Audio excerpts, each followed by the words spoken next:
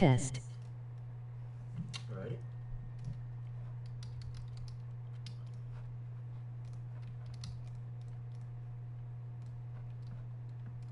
Alright, so we are breaking down the second roster ratings update of the year, covering the period of November 4th to November 17th, roster being released on the 18th.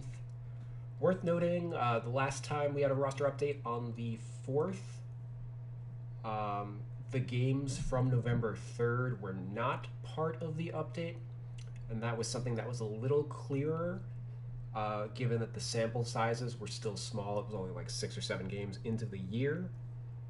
Now that teams are like 15, 16 games into the year, it might be a little less evident. Like if anybody had a crazy game last night, it may not be as clear that it did or didn't make it in. I think most teams played between 6 and 8 times over the last 2 weeks.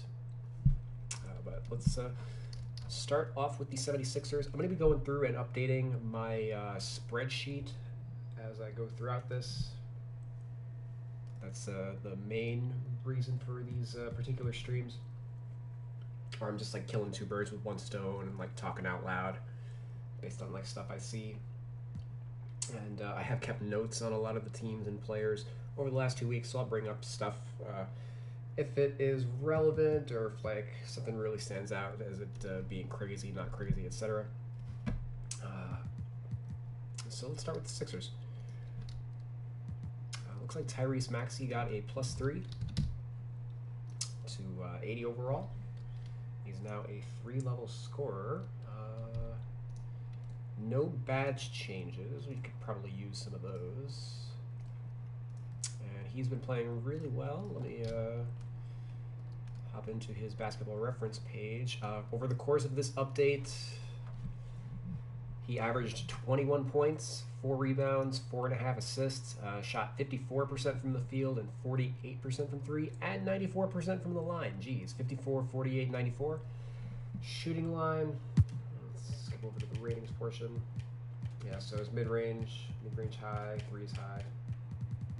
Yeah, so pretty clearly boosted his offensive capabilities. Didn't touch his badges, though. I approve this. I have him like 80 or 81 in my roster. 81 it looks like I have him at. So it looks like they undershot him still just a little bit. Drummond went up. That was a little overdue. He's been playing pretty well. Mostly starting for Embiid during this time period. Embiid's been out with COVID-19, I believe. So he had some big games, but kind of tapered off a little bit. But he started 5 games. In the 7 games that he played, averaged 9 points, 13 rebounds, 2 assists, 1.5 blocks per game. Only shooting 46% from the field. That is not great for a center, and was 48% from the line. He did have some 20 rebound games, but like really tapered off since then. He had 4 points, 12 rebounds in the next one, 11 points and 16 rebounds in the next one, and then had 6 points and 6 rebounds in the most recent game, only playing 12 minutes and a 35-point loss. The most notable thing about Drummond is his he's not really a focal point on offense this year, even with Embiid out. He's kind of similar to like the Dwight Howard like role player type of touches. So his scoring numbers are down. He's only scored double figures in 4 games this year, even though his minutes have been way up as a starter. He's playing 29 minutes a game and only averaging 10 points. Last year, he averaged 15 points a game, and then 18 the year before that. And then it's kind of just picking up where he left off with like the Lakers, where with the Cavs, he was kind of did whatever he wanted offensively, in 18 points a game, 15 shots per game with the Cavs. And then when he joined the Lakers, his usage rate was cut in half because obviously they're a much more talented team. 12 points on 9 shots per game in 25 minutes. But he was still shooting effectively from the field. He was at 53%. And here, like, his efficiency's bottomed out in turn with his usage rate. He's only averaging 8 points per game. Well, specifically 7.5 points per game on 6.5 field goal attempts per game. So his efficiency is just really fallen off hard. He's not posting up very much. He's really just a offense, like it's his defense and his rebounding that's kind of setting him apart. He's still an historically great rebounder, but offensively, he doesn't really resemble like the all-star caliber player that he once was. So it's interesting that his rating is going up because he was underrated, but he's technically been declining for a couple of years. So let's move on past him. They didn't touch his post. All the stuff I talked about with his post game, I don't think they touched. But let's see. Yeah, his post ratings are still what they were before. They might have dropped his fade rating actually. I think this was a 55 rather than a 45. Let's see, they dropped his shot IQ most likely. No badge changes. I doubt there were any badge changes. That usually comes halfway through the year. Looks like Curry's up a point. That makes sense. Korkmaz up 2 points. I approve of that. Middleton's up a point. Thibault's been out a couple games. Green's back up a point. George Niang, no change. Ooh, that's disappointing. And that's probably it for the Sixers. Yep. Okay. 3, 4, 5, 6. Okay. 6 players went up in rating. Nobody went down.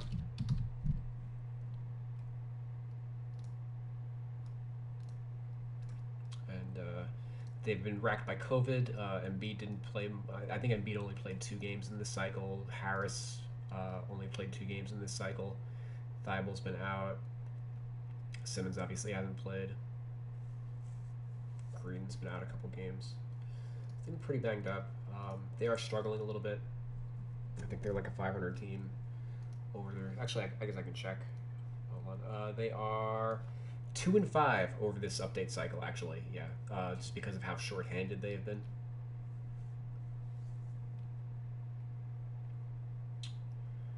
Yeah, all right. No further notes. Let's go to the Bucks.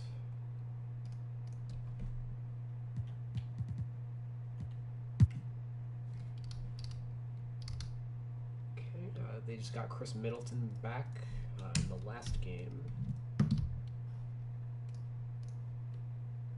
He only played 1 game this cycle. Obviously no rating change for him.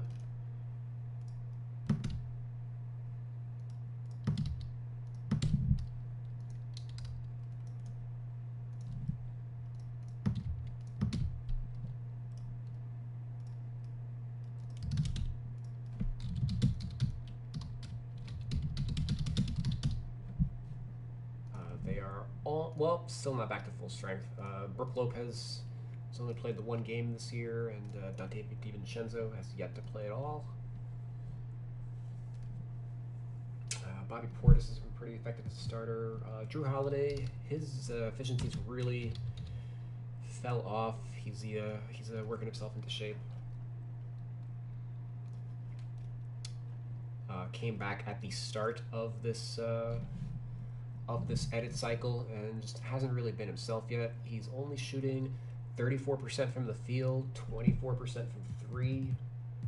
So consequently, his through ball dropped. Probably his layup dropped as well. I think he's just been struggling to finish. Well, they dropped his layup rating 1 point.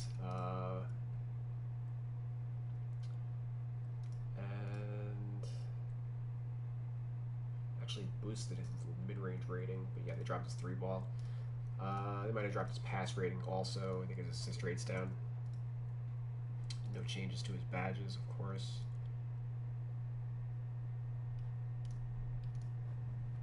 Okay.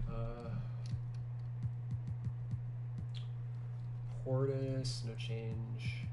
Grayson Allen, he goes up a point. That's I would have him at a 79, if not higher. Grayson Allen's been great. Let me crunch that. He's hit like 33s over this cycle. His threes made for the games played this cycle: 6, 3, 5, 5, 5, 4, and then just one in the most recent game against the Lakers. But was averaging 4 threes made over the 7 games. So yeah, 29 threes made in 7 games. Jeez.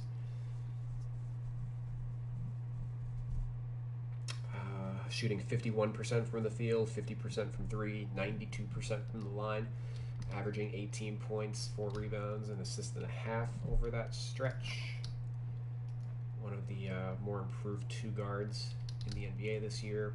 Pretty solid fit on this team.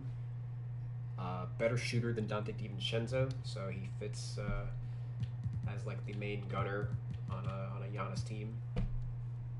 I expect that he will continue starting even once DiVincenzo comes back. He goes up.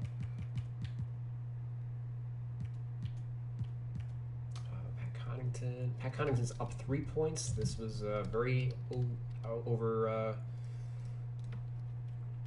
overdated. What's the word? Long. It was just a long time coming. Because we already knew from like the first couple games that he was having a career year.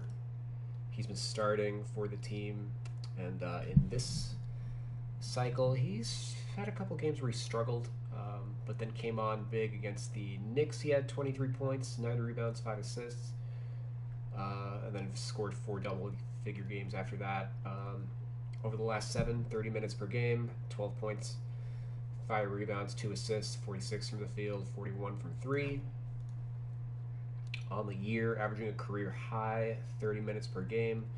He started 8 of the 15 games. 8 game starts is also his high. He started 24 in his career before. And averaging 12 points. His previous high was last year with like 7 points per game.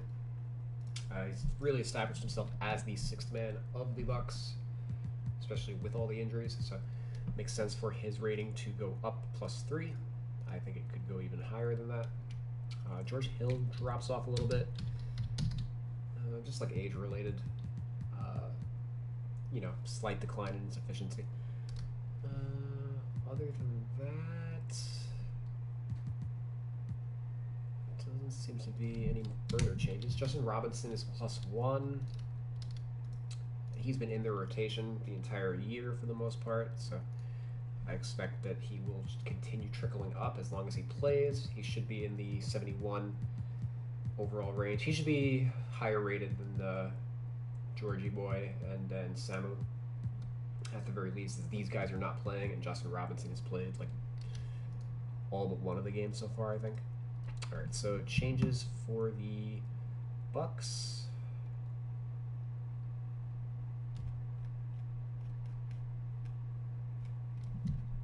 We have Grayson Allen, Pat Connington, and Justin Robinson going up by 1.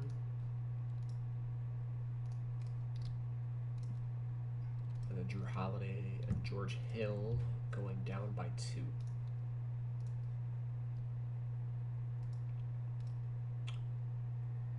So, only 5 changes. They haven't been changed a ton yet. Let's go to the Bulls.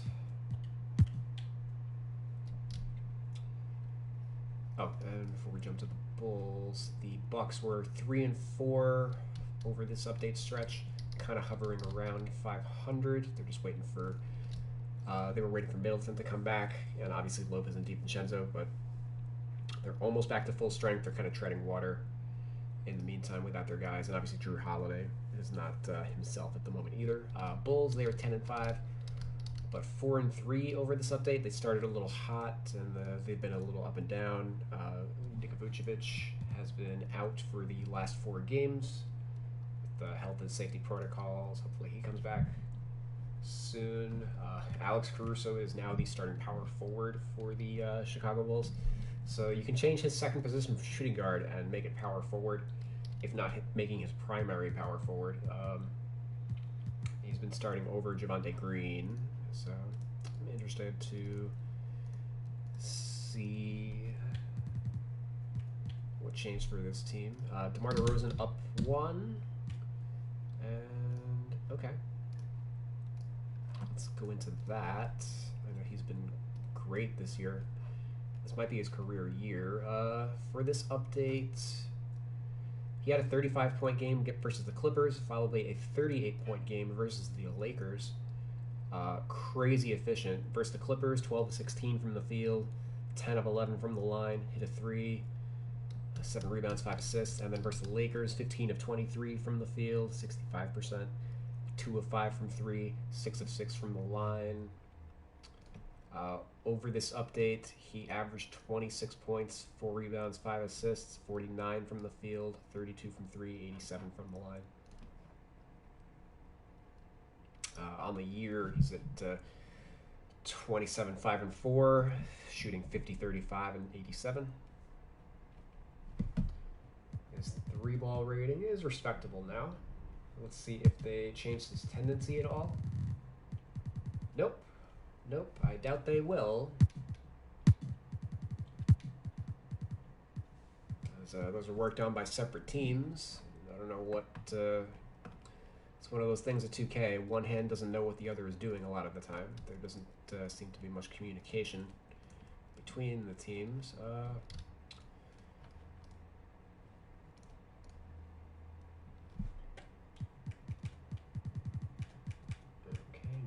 Here, Kobe White is back. Not really playing like a 78. He's still working his way into shape, but they left him alone for now. Javonte Green +1. Sure, that's fine. Tony Bradley's been starting in the absence of Vooch. Derek Jones Jr. has basically been his backup.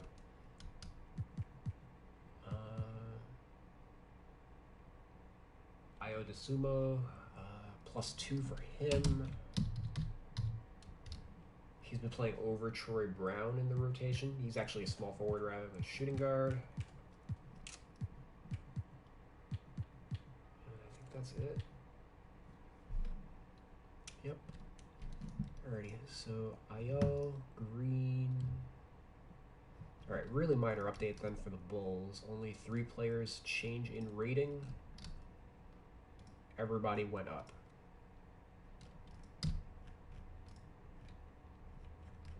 Okay. So 3 teams in, and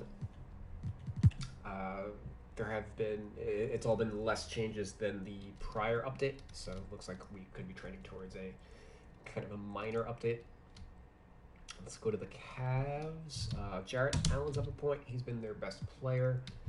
Garland's up a point, which I didn't necessarily see coming. So let's break down Jarrett Allen first. Jarrett Allen has missed the last 2 games, but prior to that, he's double-doubled in 3 games of the 5 that he played. He's averaging a double-double. He's averaging 14 and 11, shooting 67% from the field, 59% from the line, though, over this stretch. On the year, career high, 14 points a game, 11 rebounds, 69% from the field, and yeah, the 59 from the line. So overall, having a career year, the Cavs are better defensively. They rank 10th at the moment. He's a big part of that, so he should be the highest rated guy on the team. Let me look at the Garland rating, because I wasn't really expecting him to go up. I mean, it makes sense. He's been playing well, but they already have him overrated. But they just don't realize that they have him overrated. But I guess maybe he's putting up bigger lines with a Colin Sexton out. Colin Sexton, what was his injury? I don't actually know it offhand. It was something knee related. I don't know, torn ACL or whatnot. don't think it's as major. Torn meniscus. Yeah, tore his meniscus. Okay. Doesn't have a timetable to return. Got hurt against the Knicks, which is the second game of this cycle. So for over the 7 games the Cavs played, Garland averaged 20 points, 5 assists, 36 minutes per game, 47% from the field, 38% from 3, 93% from the line. So yeah, I guess it makes sense for him to go up in rating. Let me see how that compares to the first rating cycle. So from the 20th of October to November 3rd, he averaged 15 points a game, 8 assists, 46 from the field, 38 from 3, 82 from the line. So his scoring has gone up. Assists are down as he's had to kind of play more of a scoring role. He's been playing a lot more with Ricky Rubio, which is another reason for his assists to taper off, as Rubio is obviously going to be the playmaker between the two anytime they share the court. But overall, yeah, I can get behind that boost. Speaking of Rubio, he goes up 1. He's been great. Set his career high against the Knicks. And he scored over this cycle. He had a 37-point game, 20 points, 28, and then 25. It's probably the highest scoring stretch of his career. Averaging, 20 points, 4 rebounds, 6 assists, a steal and a half, 44 from the field, 44 from 3, 94 from the line, 30 minutes per game, 2 starts, 7 games. Yeah, that's pretty good. I would have him. He's on par with Darius Garland to me. So yeah, I'd say that he's underrated. I personally have both of those guys at 82 overall.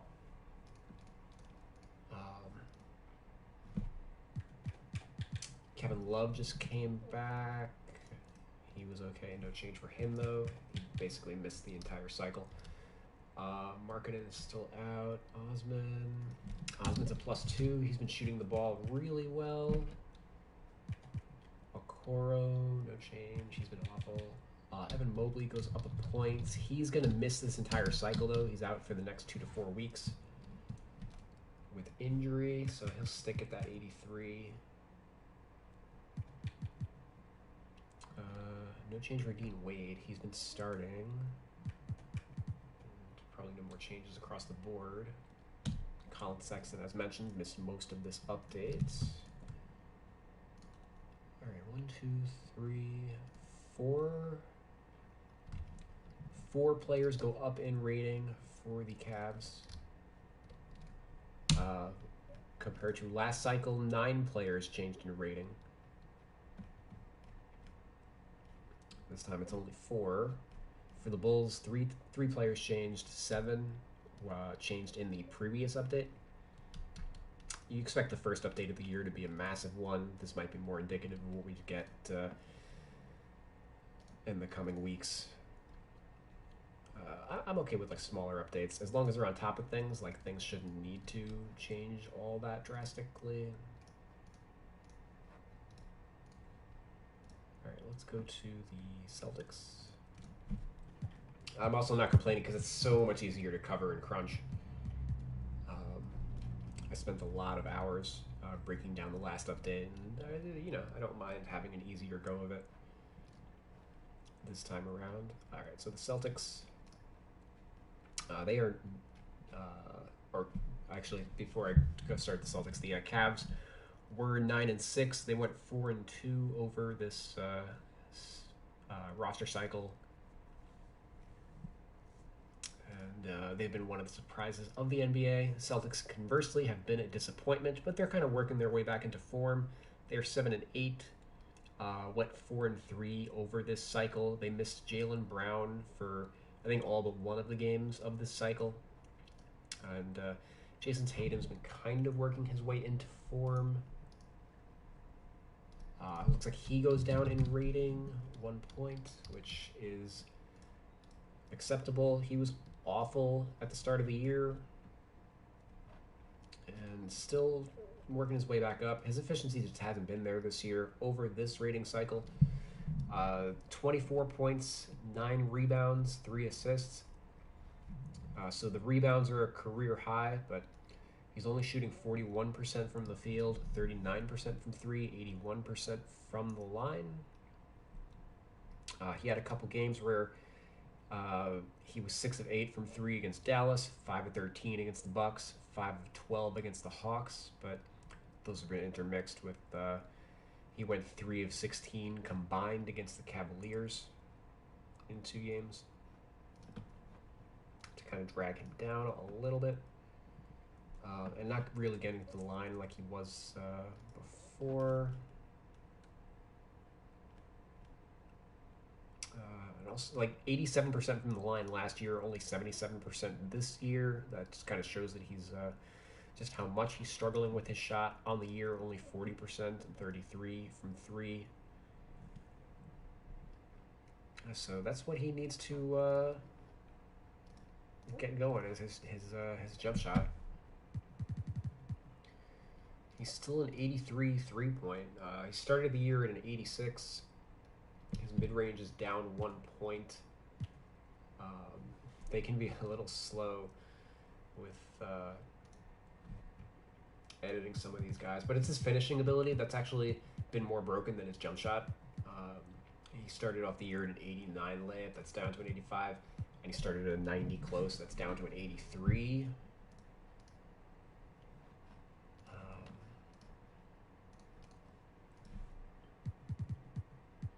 Brown, as we mentioned, has been out. Al Horford's up a point.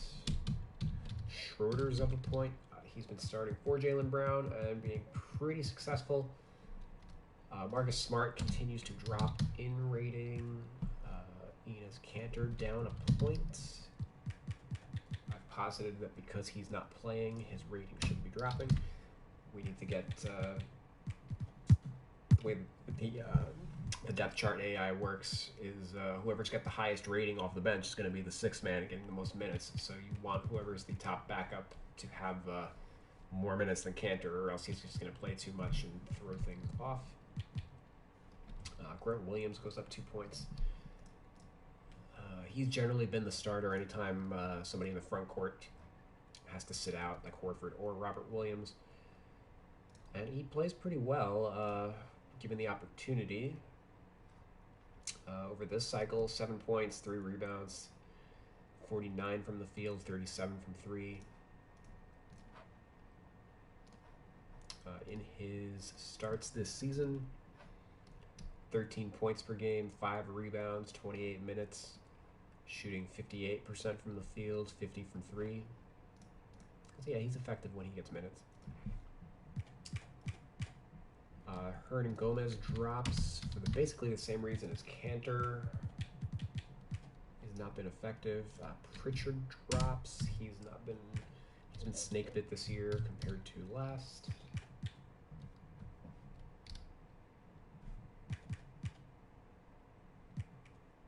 Romeo Langford still can't get a ratings break. I think he's basically the 8th man on this team.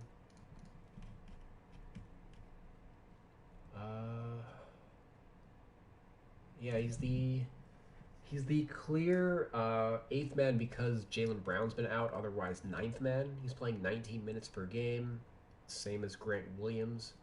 Josh Richardson plays 24 minutes per game, and Dennis Schroeder, who's starting right now, he's averaging 33 per game. I guess let's take out Schroeder also. Schroeder over this update cycle, 21 points per game, 4 assists, 4 rebounds, 7 games, 6 starts, 50% from the field, 32 from three. Has not missed a free throw. So yeah, definitely his rating should be up. Bouncing back from a subpar 2021, this production is pretty much in line with what he did with OKC in 2020, when I believe he was the runner-up 6th man of the year. Obviously starting right now, but like, given how much Marcus Smart has struggled, and let's check out Marcus Smart right now too. Marcus Smart, I don't think he's a lead guard in the NBA. He's been much more comfortable next to Schroeder. Averaged over this update cycle 10 points, 4 rebounds, 6 assists, 2.4 steals, 36 minutes per game, but the big sticking point for him is it's 39% from the field, 21% from 3. But I think those are up from, he was abominable to start the year. Yeah, to start the year, he was only 29% from the field, 28% from 3, and that was as the primary facilitator. Right now he's playing off of Schroeder, and his field goal percentage is up 10 points. I think that the Celtics are eventually going to have to choose between Jaylen Brown and Marcus Smart.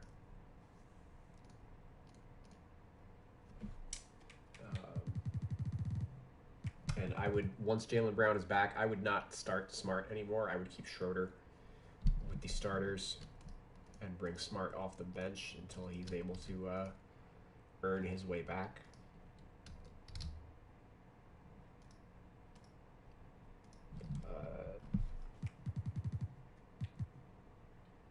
Yeah, all right, so I can't believe the Langford didn't change.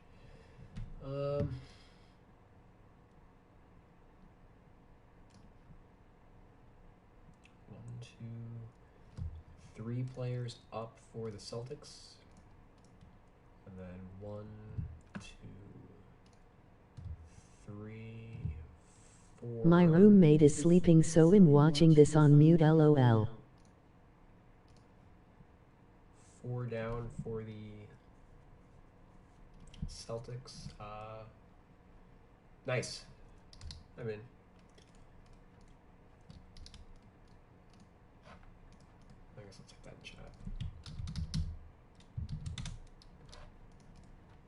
Nice.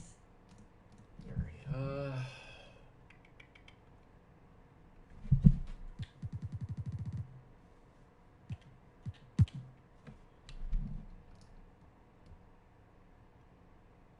so sorry, that was so 7 updates for the Celtics. So we're just down from 9 from the last update. Lol, 2K been on the rosters this year. Clippers. Clippers dropped to, or I say dropped to, sorry. They're 9-5 for the cycle. They went 6-1 over the over this roster cycle, so they definitely didn't drop. I'm expecting a bunch of their ratings to hopefully be going up. Of course, Paul George immediately goes down. What? That makes no sense. I understand that he's been shooting. His shooting efficiency's kind of dropped off a little bit, but like he's been playing great this year. I don't understand that. Yeah, let's jump into George. Make sure I'm not crazy. All right, George on the year, averaging 27 points, 8 rebounds, 5 assists. Second highest point total of his career. Ditto for the rebounds, ties his career high. They increased Lonzo. 2.2 steals per game, also tying his career high. 5.1 assists, like 0.1 off of his career high. So, counting stats wise, he's been great. Efficiency wise, 45, 35, 90 shooting. The 3 ball is down. He's at 35%, was at 41% from last year, but he's been taking tougher shots. For this cycle, he averaged 25 points, 9 rebounds, 5 assists, 1.4 steals, 36 minutes per game, 39% from the field, 26% from 3, 93 from the line. So he's still been effective. He's just going through a shooting slump. He should just be higher than a 90. Like, he should be in the lower 90s to begin with. Like, this should have been a drop from, like, a 93 to a 92 or something like that. There's a very, like, he's, even with a shooting slump, he's still outplaying Jason Tatum, who is only an 88. You know, there's only 1 point between him and Tatum right now, and Tatum has been awful. Highlighted by Paul George, 21.7 PER, 56 true shooting on 35 usage. Jason Tatum is like 16 PER, 16.5 PER, 50 true shooting on 32 usage. So even with George's struggles, he's still been that's just how bad Tatum has been this year. And 2K has, for the most part, ignored it. Reggie Jackson did not go up in rating, which is baffling. All right, so this team's getting an F when I do my grades for the teams.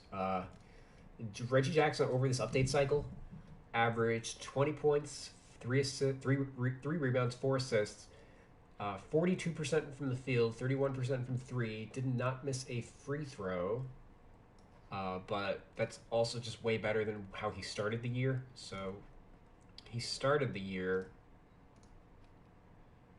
averaging 16 points on 36% shooting.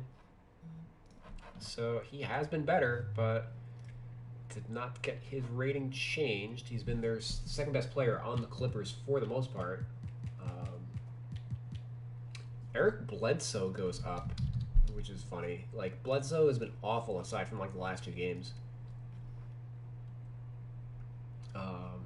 Yeah, over the last 5 games, he's scored in double figures after not scoring in double figures for like the 8 previous games.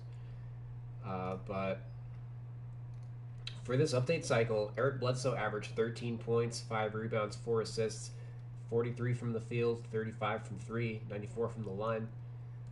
Basically the same shooting line as Reggie Jackson, but he scored 7 fewer points per game. But now they have an equal rating. Jackson's just way better as a scorer. On the year, Bledsoe's averaging 11 points, 40% from the field, 25% from 3. Yeah, that's I can't believe if you're going to raise Bledsoe, you have to also raise Reggie Jackson. Terrence Mann goes up. That's righting a wrong. Batum, likewise, should never have been dropped. They boosted him up a little bit. I made it a point to like torch 2K for like they dropped his 3-point rating to a 76, and then immediately he started shooting like 60% from 3 over this cycle. Yeah, let me see what his 3 ball's at. So all they did was bring him back to an 84, which is what he started the year at. For this update cycle, he shot 59 from the field, 49 from 3, averaging 9 points per game in the 27 minutes per game that he gets. So he goes up, but he should have never went down to begin with. Luke Kennard also... No change for Luke Kennard, sorry. Serge Ibaka down by 3. He's been behind Hartenstein in the rotation. Or he just... In the few games that he played, he wasn't very effective. He's still working his way into shape. He's only played 2 games. If anything, he's actually... Batum is a year older than Reggie Jackson. Batum is a year older than Reggie Jackson. 32 versus 31? Is that... Technically, okay, so yes and no. Batum's actually 2 years older than Reggie Jackson. It's just the how they do the cutoff.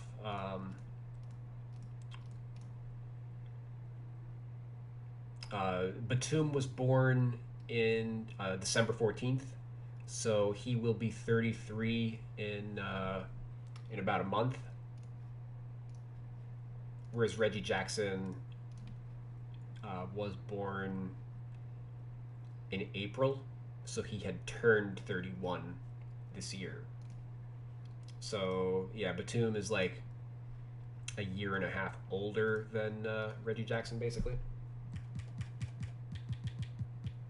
But I do change the ages in my roster. In my roster, I would have like Batum at 33 and Reggie Jackson at 31. Because yeah, Batum has been around for a while now. But Morris has not been playing. These guys haven't been playing. Winslow sucks. Brandon Boston Jr. I think he had his best game last night. 13 points. Had scored 3 points in the previous 4 games of his career. He got his first real minutes of action and had 13. So it's possible that did not make it into the update. Actually, never mind. It did. That was 2 days ago. So they saw it. It's just like I'm not big on changing people's ratings based off one game anyway. But yeah, Ibaka drops in rating. Oh, Hartenstein also up a point. Okay.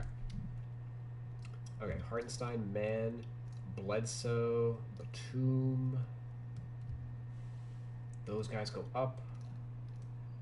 And then Paul George and Ibaka go down. Okay. And I'm baffled that George went down and then that Reggie Jackson did not go up at all. Okay. So let's move on to the next team, the Memphis Grizzlies. They are 7-7, went 2-4 over this update cycle. Dillon Brooks came back during this cycle, so let's see if his rating changed at all. Ja goes up to a 90, which is acceptable. That's the rating that I have him at in my roster. Jaren Jackson continues to drop. He goes down to an 80, which I also have him at. Steven Adams goes up. Kyle Anderson, no change. Brooks 78, no change. No change for Bain. Clark. Melton's down a point. He's been kind of struggling with his shot. And lost his starting job to Dillon Brooks, who was the starter last year.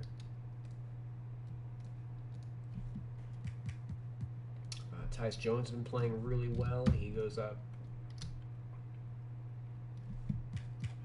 They increased THT to 7-8, but I say he has a 7-9.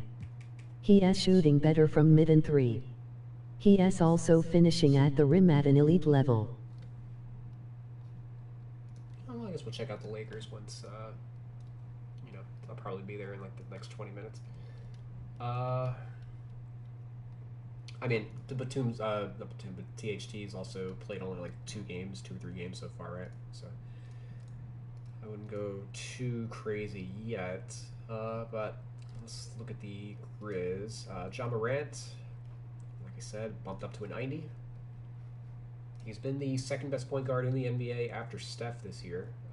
For this cycle, averaged 24 points per game, 8 rebounds, 7 assists, 45 from the field, 41 from 3, and then 82 from the line. So he has 3 balls up to an 82. And yeah, no badge changes, right? Nope, no badge changes. There's 3 balls up 4 points, mid-range up 2 points, close shot up 3 points. Layup rating is the same. I'm sure they changed like his consistency and whatnot. Steven Adams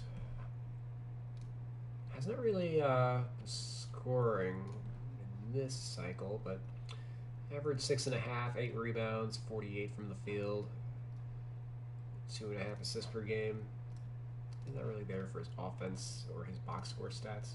Jaren Jackson, he's there for his box score stats, but he's been really up and down. For this cycle, 15 points per game, 6 rebounds, 42% from the field, 33% from 3. His 3-point shot still coming into form. He had a 4-point game where he shot 1 for 8 against the Pelicans, where they lost to the 2-14 Pelicans, the Grizzlies did. So very disappointing performance. But other than that, like Jackson was solid for this cycle, so maybe he is coming around. But certainly they're hoping for a little more from him. And for in his second season, he averaged 17 points per game, shot 47 from the field, 39 from 3. Right now he's at 14, shooting 38 from the field and 35 from 3. So his efficiency, especially from 2-point range, is something he needs to get up. Only 42% from 2 right now. He's typically been 54% from 2-point range over the course of his career. So his 3 ball's been there, but like he's his post game and all that stuff, he's still, I guess, working his way into shape. He did miss most of last season. D'Anthony Melton.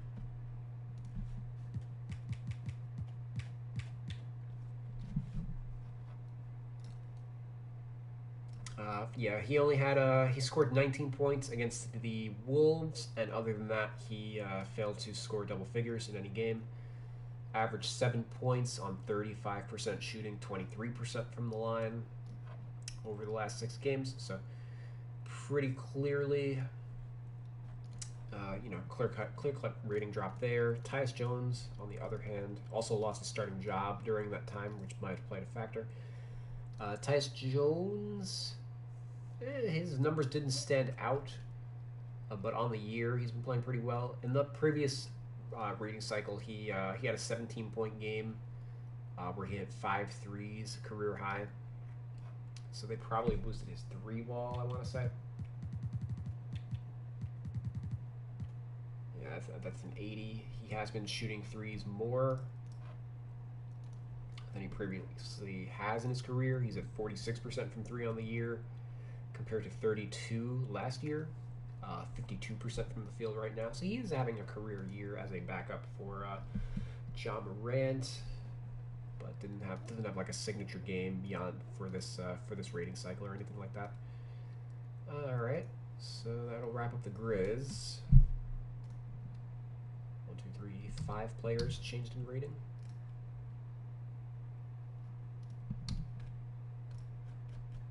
All right, so going to the Hawks. Hawks are 7 and 9. They were 3 and 5 in this rating cycle. Trae Young, no rating change. We'll check that out. Collins, no change. Capella continues to drop. He started the year as an 86, went to an 85. Now he's an 83. Bogdanovich continues to drop. Cam Reddish dropped. He'd struggled a little bit with the shot this cycle. Looks like a lot of changes for the Hawks so far. Gallinari drops 3 points.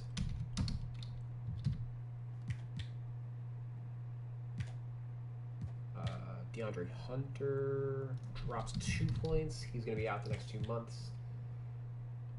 Huerter drops 2 points. I disagree with that, but we'll break it down.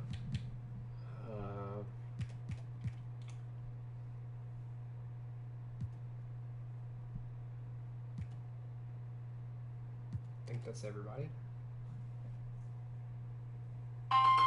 Whoa. Sorry. All right. I guess I didn't silence my phone. Scam likely. Gotta love the telemarketers. Sorry if that was... I don't know how close my phone is to my mic. That scared the shit out of me. All right. Let's check out the Hawks.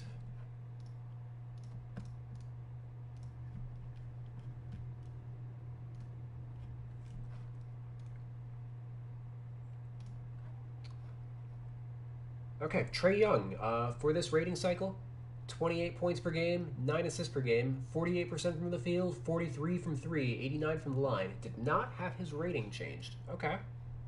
Cool. Cool story.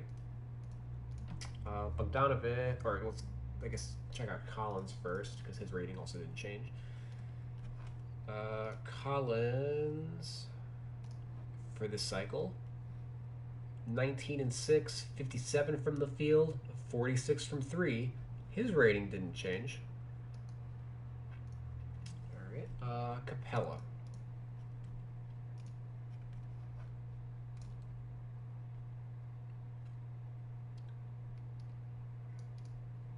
Capella, 12 and 12, 2 assists, 56 from the field. Not really seeing why he needed to be dropped. I guess on the year he's averaging 11 and 12. Last year he averaged 15 and 14.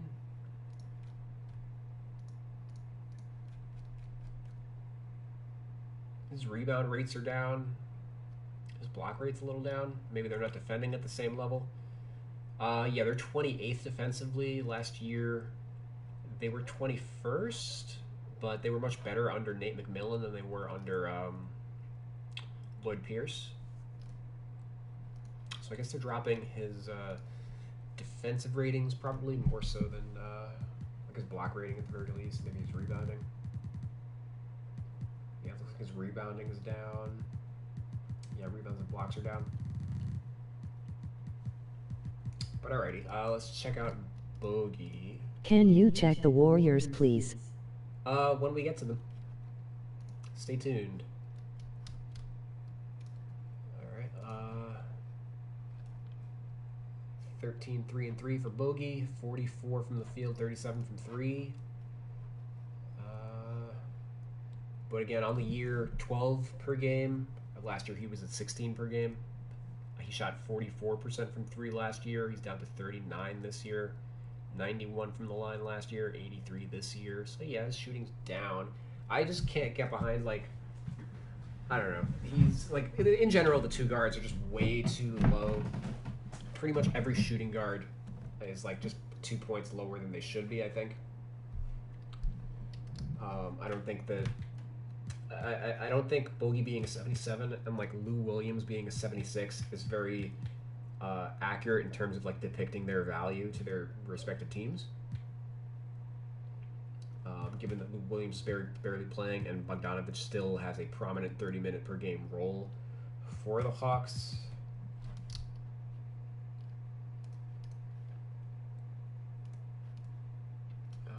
Cam Reddish. Yeah. So in general, I just don't think the 2K really has a good feel for overall rating and how they handle it in their game, even though they do certain things a little differently than, like, the average person, because, like, they are they have to do certain things in order to not break the rotations AI and stuff like that, and have things working the way they should in, like, a my career, my league, etc. But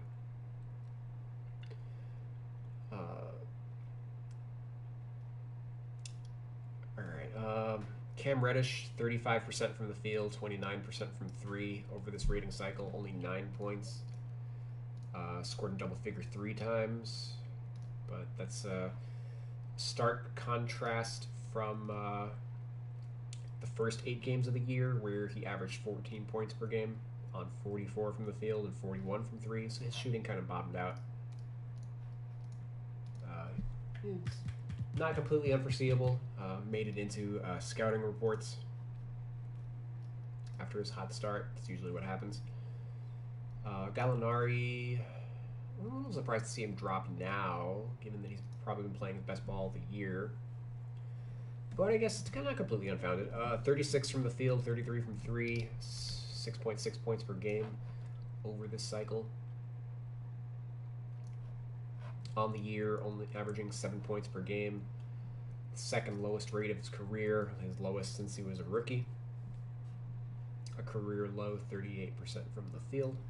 So yeah, his rating definitely should be in the 76 range. Certainly not worthy of the $20 million he's making right now. DeAndre Hunter, he's hurt now. He'd likewise been struggling with his shot. Just in general, all the guys besides Trae Young and John Collins have been struggling offensively. But Hunter in this cycle, 4 games played, 39 from the field, 18 from 3. It kind of speaks for itself. Kevin Huerter, kind of a little shocked to see his rating go down. He's been starting since Hunter's been out, and he's been playing better as a starter. So I expect his rating will go up. This will be the low point for it, but he had 7. Okay, so this actually might be our first example of last night's games not making it into the update. He had 19 points on 7 of 9 shooting, 5 of 7 from 3 in this cycle, or in last night's game. So I don't think that made it in. But otherwise, he also had a 28-point game against the Jazz, 11 of 18 from the field, 6 of 9 from 3. Overall for this cycle, 52% from the field, 44% from 3, 11 points per game. Why the fuck did he drop? That makes no sense. Yeah, there was no reason. He dropped not 1, but 2 points. I don't understand that drop at all. So I guess that's going to be something I talk about later once I fully break down for their ratings in like a presentation video.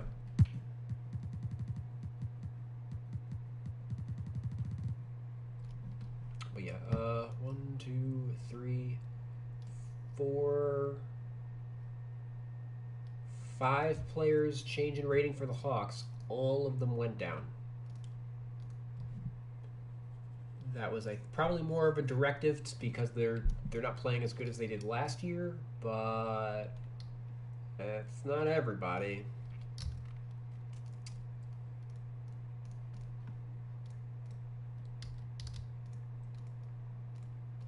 All right, let's go to the Heat. Heat 10-5, but only 4-4 in this cycle.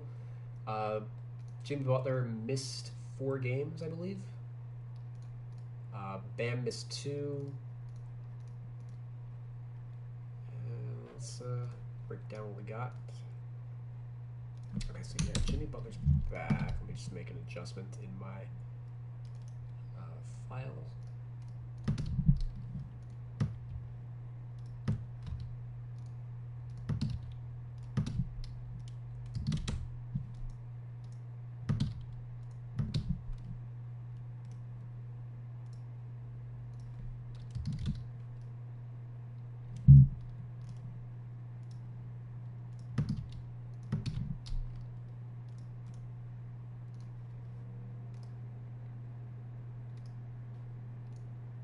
Alrighty, Jimmy Butler, he goes up 2 points.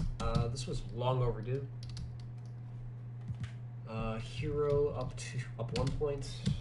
Lowry down 1 point.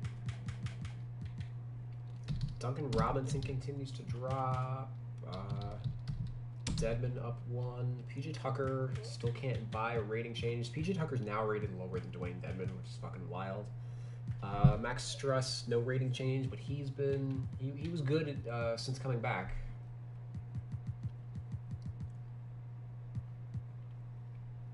The rest of these jokers, no changes, right? Yep, Marky Morris still a 72. All right, let's break down Butler. Butler on the year, averaging 24, 6 and 6, 53 from the field, career high, 32 from 3 right now. Also,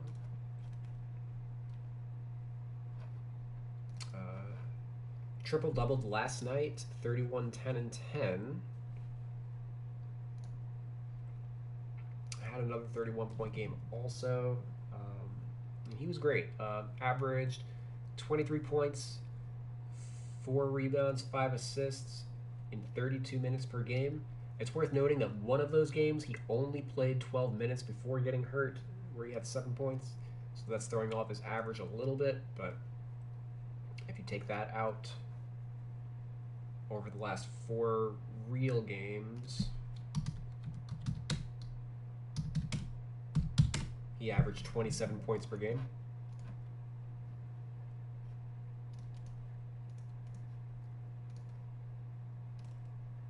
Duncan Robinson. It's weird, it's funny that he went down, but he actually played well in Butler's absence. He had 22 points season high, followed by 21 points the game after that. So I'm curious if he's just not like jiving with a Kyle Lowry or anything.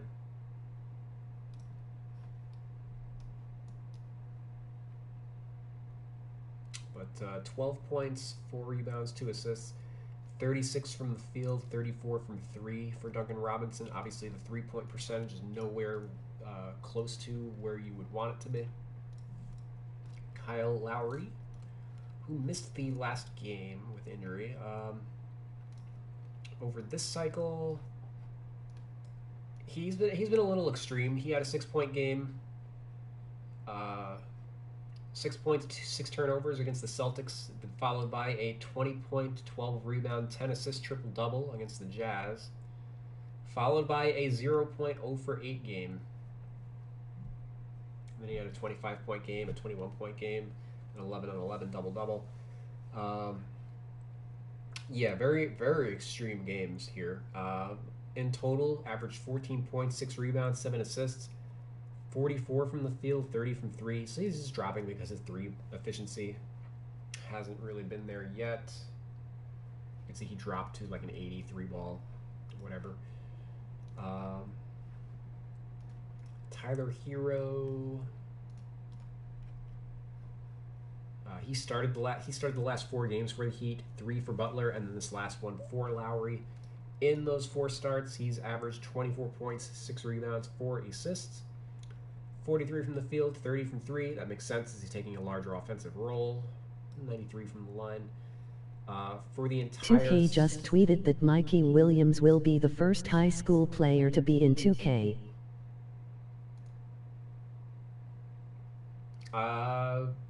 Okay. I don't know who Mikey Williams is.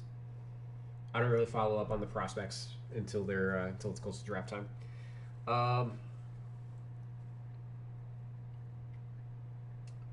On the cycle, 21 points per game, 5 rebounds, 4 assists. And yeah, 44 from the field, 37 from 3, which is more or less the efficiency you should expect from him. Solid overall, although like nothing crazy either. Like we've talked about other guys that have produced similar numbers already, where like Paul George went down in rating for posting numbers comparable to that. Let's see. I think that's it for the Heat.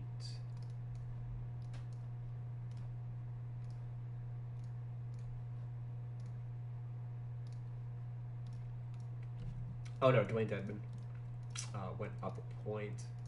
I guess I'll check that. He played well starting for Bam, I believe. I mean, he had a 10-point game against the Nuggets, but he's been under double figures beyond that. For the cycle, 54 from the field.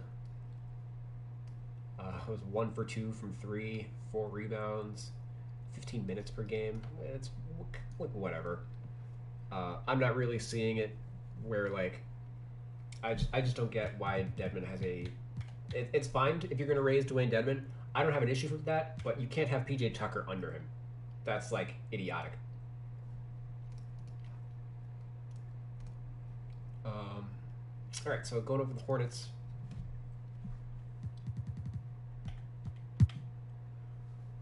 Hornets go to they are 9-7. They went 4-3 over this rating cycle. PJ Washington missed the entire cycle with injury. No change for LaMelo Ball or Bridges. Hayward down a point. That's curious. Rozier down 2 points. He's been struggling. Averaged 20 points this year, and right now he's nowhere close. Oubrey's up a point. Unless PJ Washington came back in the last game, 2K missed that entire injury. I don't know. Mason Plumlee's down 2 points. He hasn't been scoring at his usual rates. Cody Martin's been playing well, +2 for him. Jalen McDaniels is a +1. Okay, we've got some changes here. Ish Smith still somehow rated lower than a rookie that does not play.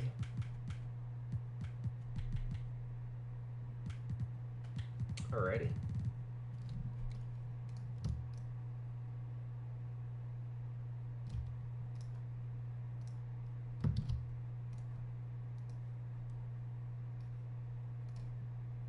So we got 3 players down for the Hornets, and then 3 that went up.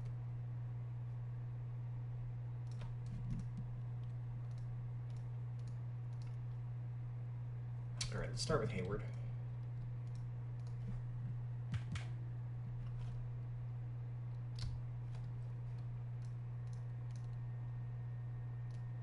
I'm not really seeing it.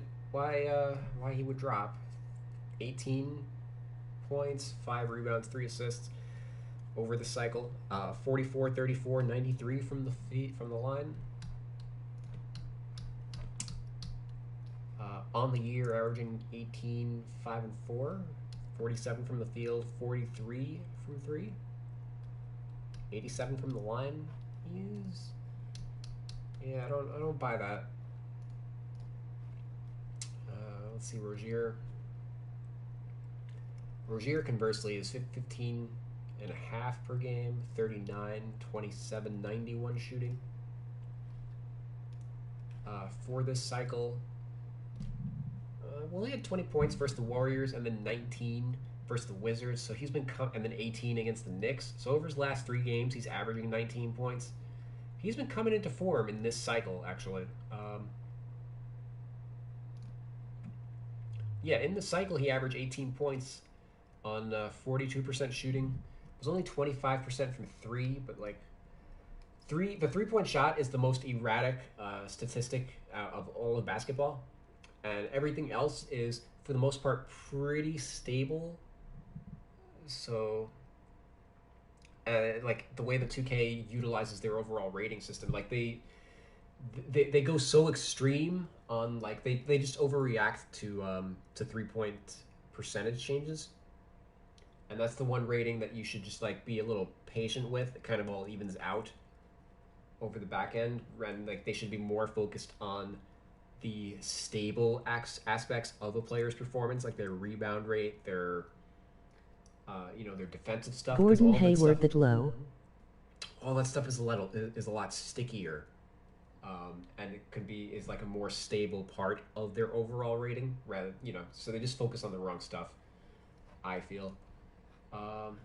Gordon Hayward that low? Yeah, I agree. That's way too low. I'd have him at like an 83.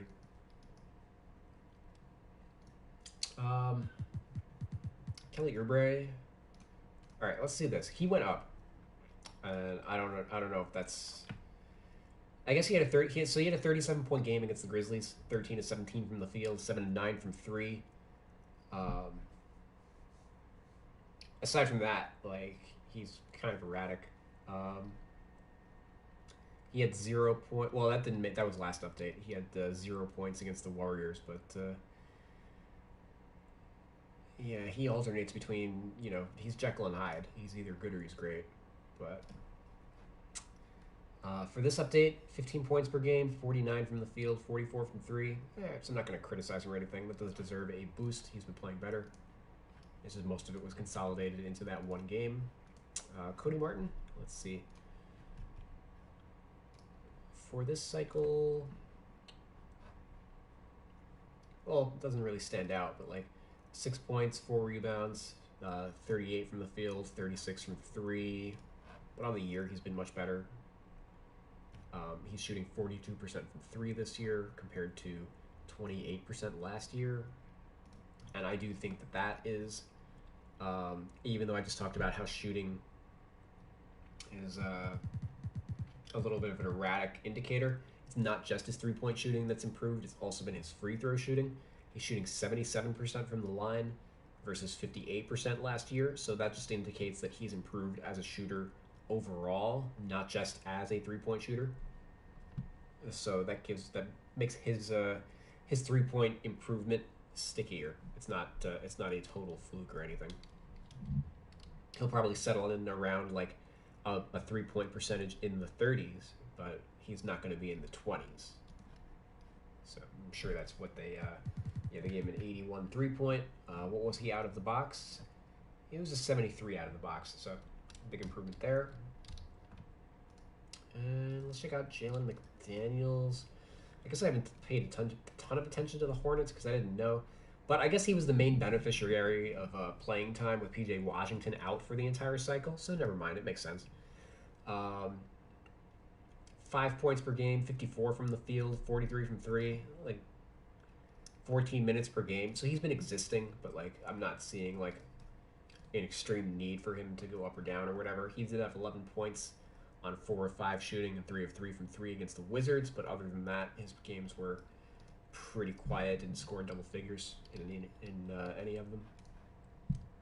So all right, 1, 2, 3, 6 rating changes for the Hornets. Let's go to the Jazz. All right, Rudy Gobert up a point, makes sense. He's having a career year. Mitchell up a point, sure. Conley up a point, sure. He's probably a little underrated at 83. Bogey up a point, sure. All right, so we are righting some wrongs. Ingles down a point. Curious. Rudy Gay. Is Rudy Gay back or No, he's yet to play, but they uninjured him. I know he's about to make his debut, but I just, in general, don't like to... Unless he's making his debut tonight, he should not be uninjured. Royce O'Neal up a point. Okay, so the entire starting lineup went up 1 point for the Jazz. And why is that? Well, they are 9-5, but they were only 3-4 over this cycle. So I think a decent amount of this is kind of a course correction from them being super underrated since last year. All right, now as for the bench, Clarkson and Ingles are both down. Pascal continues to drop. All right, so they boosted the starters and weakened the bench. And no changes because they run a short rotation. Okay.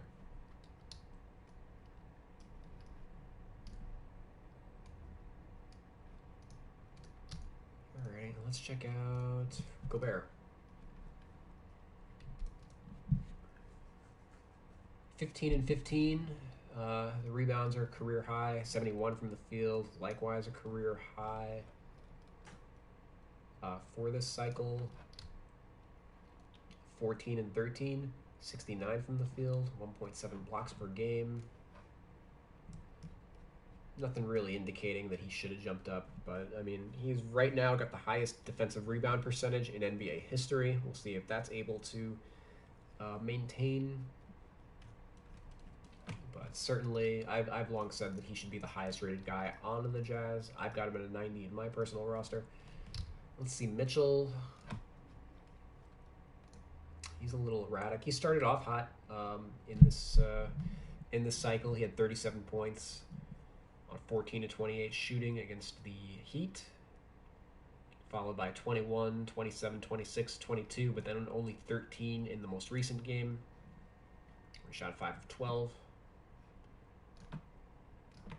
Overall, 24, 4 and 5, 2.3 steals, 32 minutes per game in the cycle, 46, 31, 78 shooting. So aside from the three ball. So Curry and KD went up, but not Giannis, the best player in the NBA. We'll get to that. Let's head over to Giannis, since I've already covered the Bucks. Giannis, he did have a 47-point game last night, but that may not have factored in, especially since it was against the Lakers on the West Coast. Probably did not factor in at all. Over this rating cycle, 29 points, 12 rebounds, 5 assists per game. 1.3 steals, 1.2 blocks. 49 from the field, 30 from 3, 62% from the line. So while... Why is Rudy going up so much, WTF? Why is, 49%, that's actually way down for Giannis, the 49%. Last year he shot 57% from the field. Right now he's down to 52%. So that might be a reason why he did not go up in rating, is his efficiency. Obviously, he's been asked to do more offensively with Middleton out and Holiday struggling, less effective. Brook Lopez has been out. Because they're banged up, he's had to take a larger role offensively than normal, taking more jump shots, etc. So that's probably why his rating... they didn't drop his rating, but I thought it was fair for them to not boost it. Why is Gobert going up? He's having a career year. Come on. Rewind 2 minutes if you want to know why Rudy Gobert is going up. Because he deserves it. Mike Conley. Conley averaging 14 and 6. 48 from the field, 43 from 3. So while his points are down, his efficiency is up for this cycle. 11 points and 8 assists. 46 from the field, 37 from 3. Only 28 minutes per game. I'm kind of a little surprised to see his rating go up. He's not playing the huge role for the team. when you compare that production to like we just covered like Gordon Hayward for the like Gordon Hayward went down and his production is for the most part trumping what Mike Conley did in this last cycle. Like I think both of these guys should just be 83 and call it at that. I don't really see the need for him to go up there. That'll be probably even clearer once we break down all of the point guards together. But Bogey, let's see him.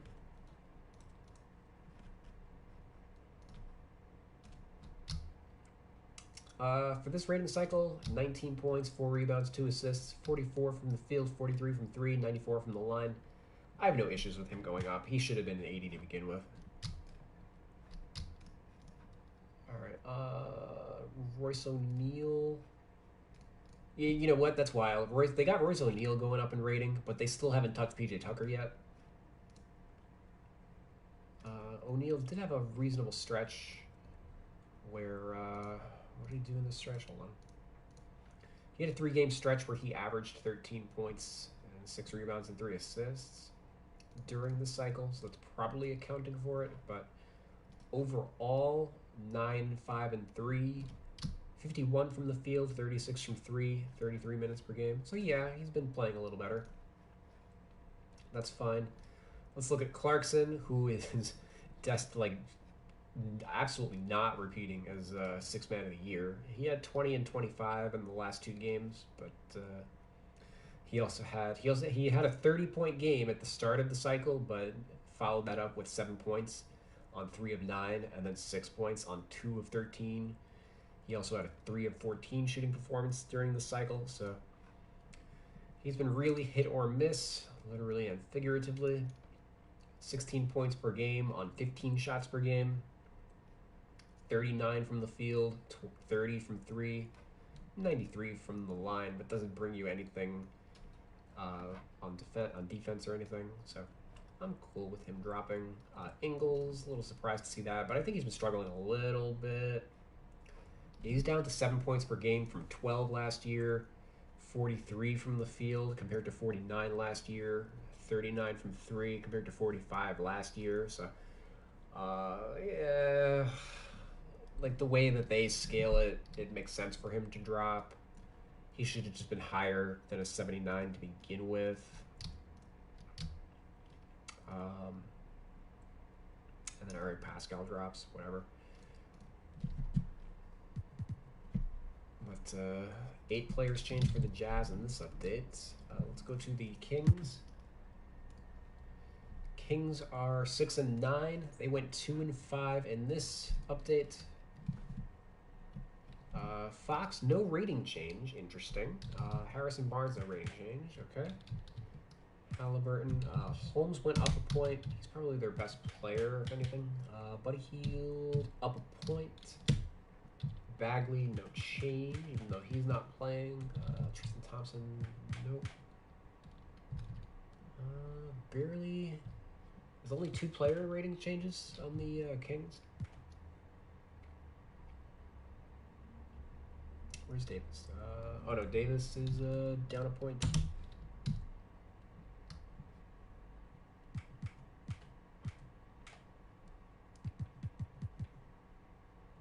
That's it? 3 rating changes for this team? Okay.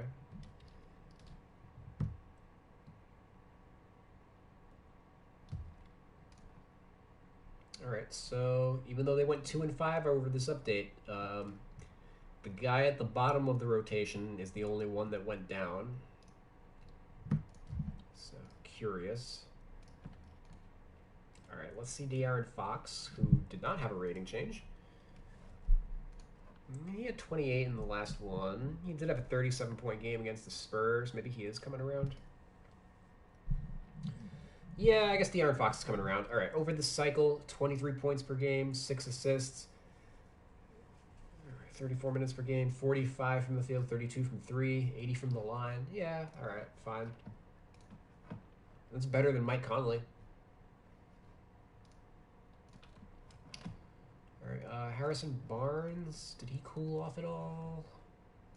Yeah, he kind of did, actually. Okay, so Barnes over this cycle, 17 points, 6 rebounds, 47 from the field, 32 from 3. All right, so his 3-point shot cooled off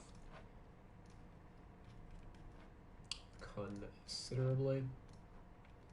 Let's see Rashawn Holmes, who actually had a rating change. Holmes had a 23 and 20 game to start off the cycle. Then he had 3 lower impact performances after that. He's averaging over the cycle 13 and 11, 68% from the field and 76% from the line. So yeah, should have gone up. Was underrated to begin with. I've got him at 82. So 2K could certainly boost him up a little further.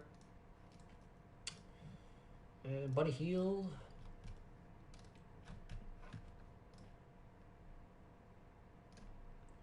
He had a 26-point game, a 22-point game, but only shooting 40% from the field. A 9-6 is fine for Janice.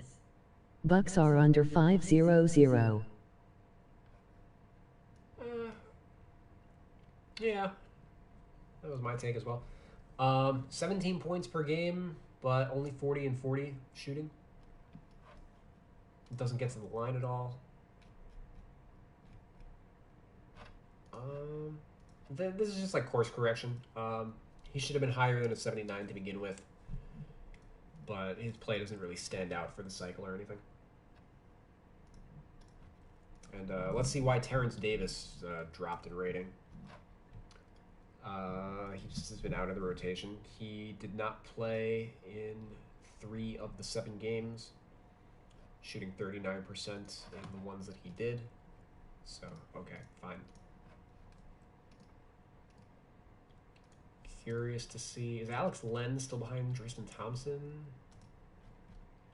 No, Alex Len's been out of the room. He didn't play the last 3 games. Okay. Cool.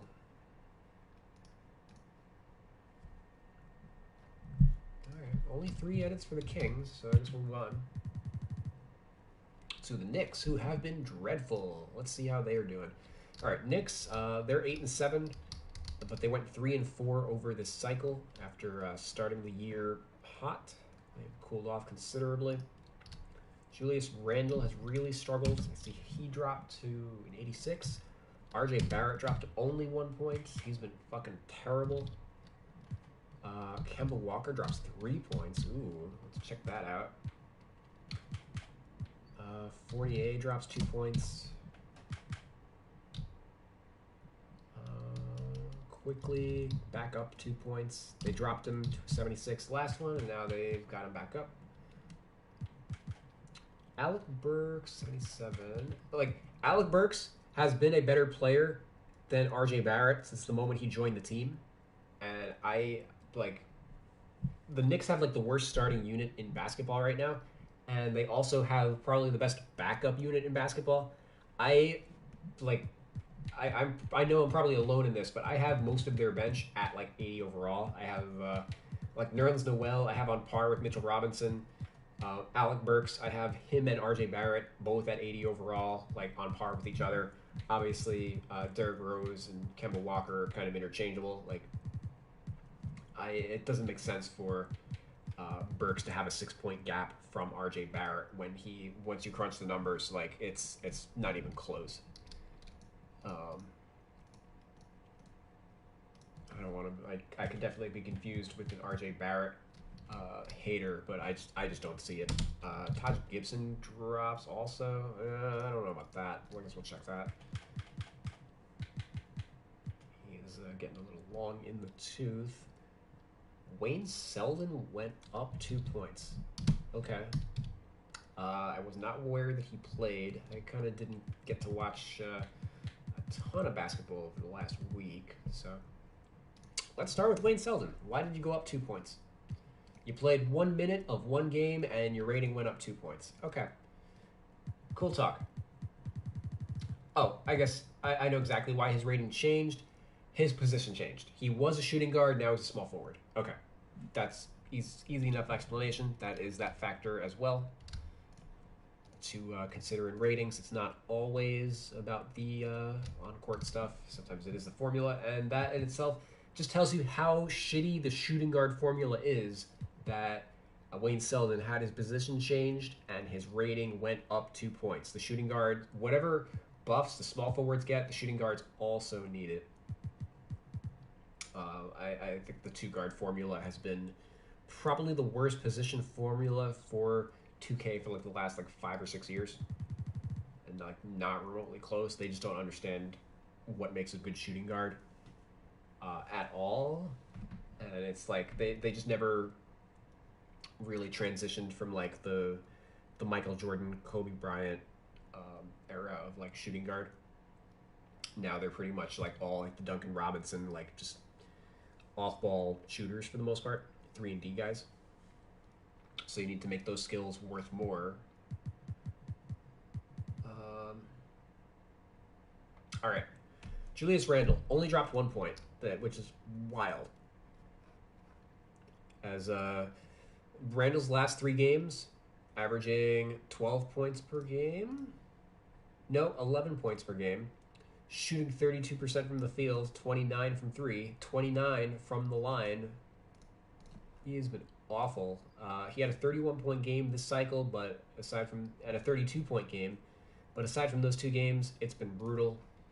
He's averaging 19 points, 9 rebounds, 4 assists, but only shooting 41 from the field, 35 from 3, 62% from the free throw line. Been a big part of the starting unit's struggles. RJ Barrett, I'm going to throw up in my mouth. He did have 17 points in the last game, his second highest point total of the cycle, but was 0 for 7 from 3, kind of continuing a trend of, oh my god, 11.6 points per game, 6 rebounds, 2 assists, 31% from the field, 20% from 3. Awful. Absolutely awful. Leading up to this, there was he had a 5-game stretch where he averaged 25 points on 52% shooting, 50% from 3, 79 from the free throw line. Over his next 5 games, he's 9 points per game on 27, 23. So the most extreme splits of any player in the NBA. Extremely inconsistent. And it's been like that for his entire career. So yeah, he is a big part of the Knicks' struggles right now. And as I posited, I don't think he's any better than Alex Burks. If anything, Alex Burks is probably slightly better, given that he's 10 years older and more experienced. Evan Fournier, let's say why he dropped. He's been struggling actually with the team, not a great fit. His shooting numbers are down. He has not scored in double figures in the last 4 games. 7.4 points per game in this rating cycle. 37 from the field, 23 from 3. So likewise has completely fallen apart offensively. And let's see Kemba Walker.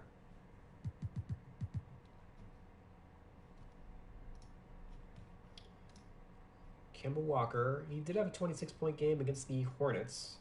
Well, other than that, he's completely fallen off. He started off the year hot, but likewise, 10 points, 2.5 assists in 22 minutes per game, 41 from the field, 26 from 3.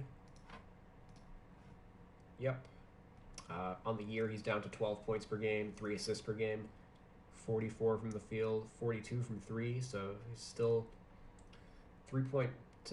That's how hot he was from 3 at the start of the year, but his volume is down. He's also only at 77 from the line compared to 90% last year, 84% for his career. So he's definitely struggling right now. Also the lowest assist rate of his career right now, playing off of Julius Randle, which is another factor. Now that you have Kemba Walker, you don't need to be running Randle as a point forward. I don't know what the... Thibs is Thibs. He's going to rock the way he wants to rock until the day he dies.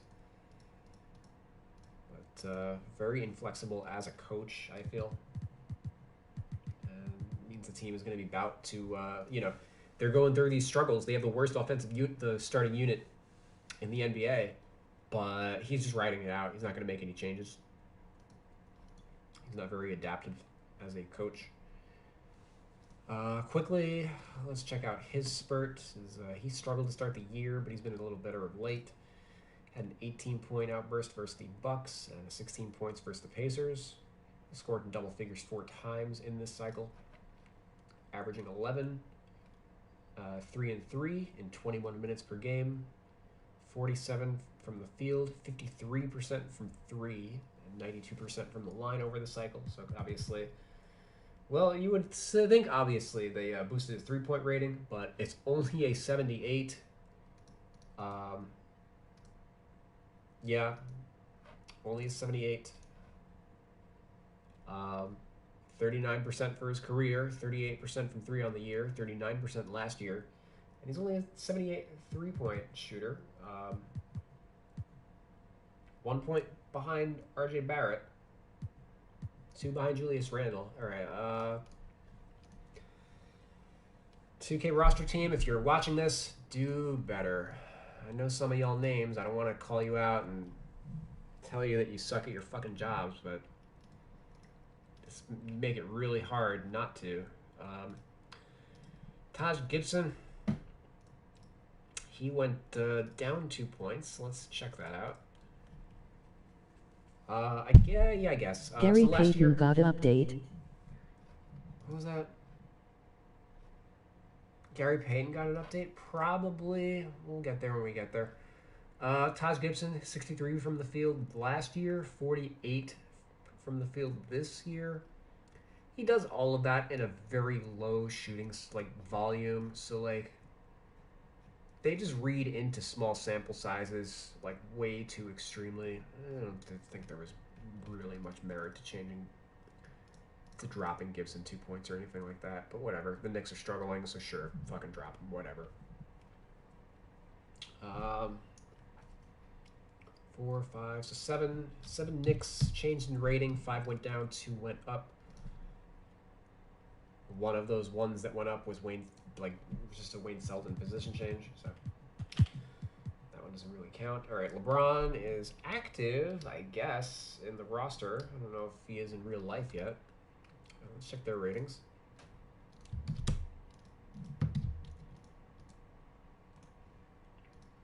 me make some quick adjustments to the Laker rotation in my spreadsheet. Melo has been the starting 4 the last couple games. Probably will return to the bench once LeBron is back. Let's see. All right. LeBron missed the entire cycle. Davis, no change. Westbrook dropped a point. Melo, no change. Dwight Howard still fucking 70. No, Dwight Howard went up. Dwight Howard went up. Dwight Howard went up. Oh my god. Okay. All right. THT went up 2 points. Deandre Jordan went up a point. DeAndre Jordan went up a point. He hasn't played in the last 3 games. He's been out of the rotation. He went up a point.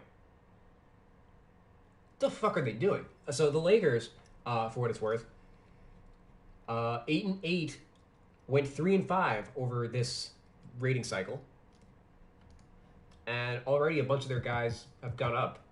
So we'll get to that. Oh my god. Rondo went down, sure. Ellington went down, sure, whatever. No change for Bradley. Bazemore. Where's Bazemore? Bazemore went down. I don't understand how you're dropping fucking Rondo and Bazemore. You got Kent Bazemore at a 72. At least he's still playing. How do you drop Kent Bazemore and then fucking raise Dwight Howard and DeAndre Jordan? That's insane. That's. They got a broken system. Whatever they're doing is fucked up. All right.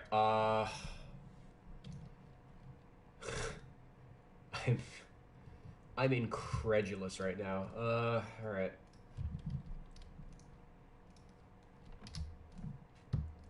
One, two. Okay, 3 Lakers up, 3 Lakers down. And they also add Sean D. Brown as the team for Sekou Doumbouya, which I guess they did because Austin Reeves has been out. so they can use another 2-guard on the bench temporarily. It's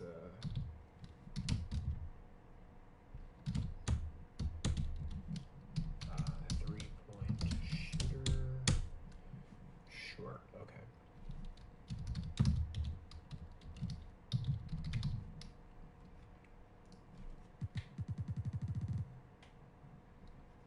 I don't know where to begin. All right, Westbrook. We'll check Davis also. Okay, he had 19 and 15 in the most recent game.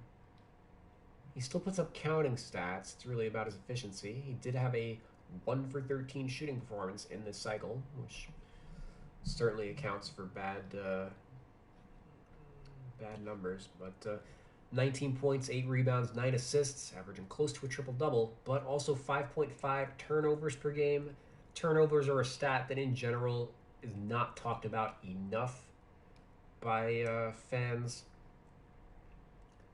If Westbrook was averaging 19, 8, and 9 and only 3 turnovers per game, that would be something else. That would be more in line with the production of other players. But 19 and 9, again, when you're averaging 6 turnovers per game, that's not crazy good. In fact, that's probably bad, I would say. 41 from the field also. 37 from 3, 76 from the line. So he's been shooting better from 3, but worse overall.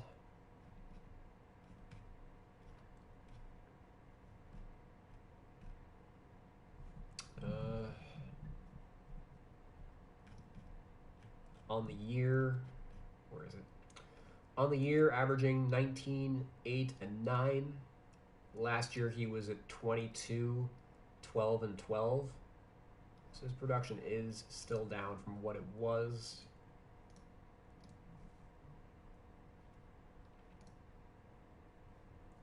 Davis, I see him. No change for him.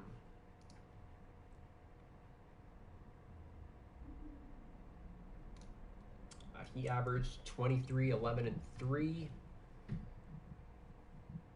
53 from the field, 27 from 3.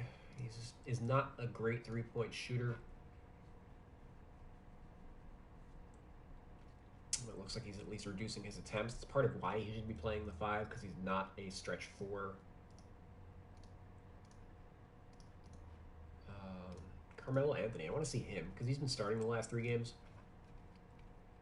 He struggled a little bit in his starts. He did have a 1 for 12 shooting performance as well. So it was his last 4 or 5 games, he hasn't been great. But he did have a 29-point game on 9 of 13 shooting against the Hornets in a big win. That was kind of his signature performance for the cycle. And for the cycle, he was averaging 14 and 5, 42 from the field, 35 from 3. So yeah, his shooting just dropped off a little bit. On the year, still good, but at 47 from the field and 44 from 3, certainly had a hot start to the year. All right, let's see THT before we get into the fucking idiots. THT in 3 games, averaging 23 points, 7 rebounds, 2 assists, 34 minutes per game, 49 from the field, 40 from 3. Obviously, those are way better numbers than he's put up at any other stage of his career. He's doing this without LeBron in the lineup. So obviously those will probably drop down a little bit, but overall, obviously that's a lot better than what you get out of Kent Bazemore. So again, it's only 3 games. I am okay with him not being an 80 overall yet. I think if he continues, I think 78 is very fair for him. If he continues producing at this rate over the next 8 games additionally, once he gets a 10-game sample of this under his belt, that's when I would definitely just ignore, his 11th game is not going to be any different from his 20th game or his 30th game, etc. That's where I would start bringing him up to 80. I would just bring him straight into an 82, 83 at that point and just completely skip the mid-tier. All right, let's look at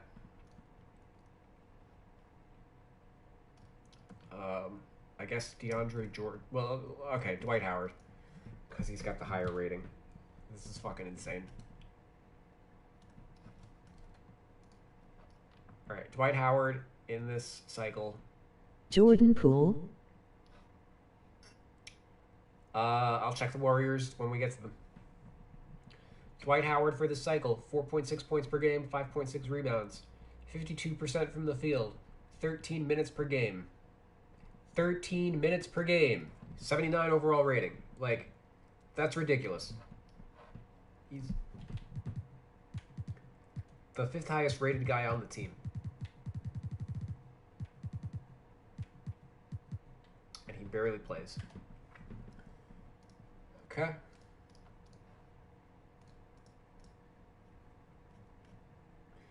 Deandre Jordan.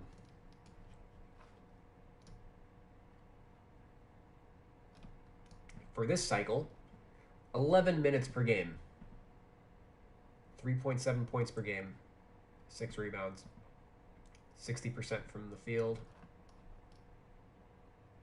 11 minutes per game, averaging 4.8 points.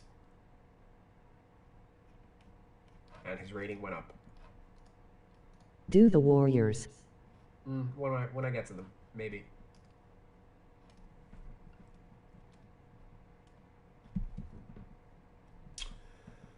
All right, let's check out Wayne Ellington.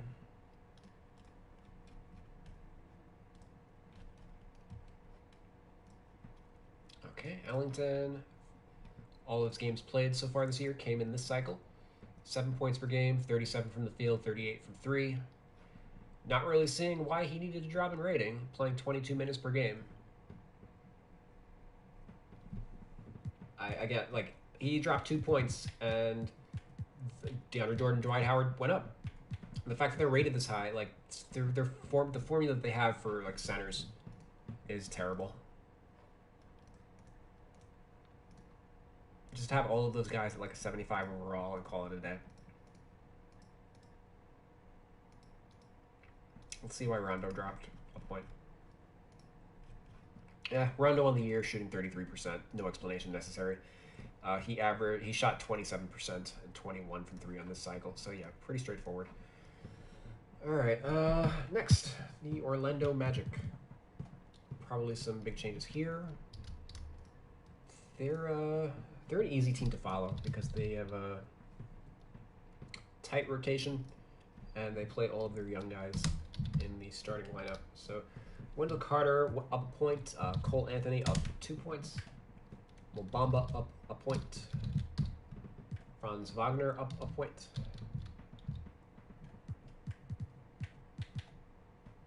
Jalen Suggs down a point,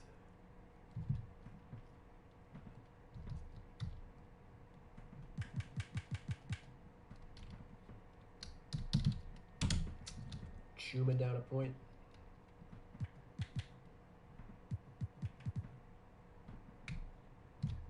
and Mo Wagner down 2 points. Okay. Sure.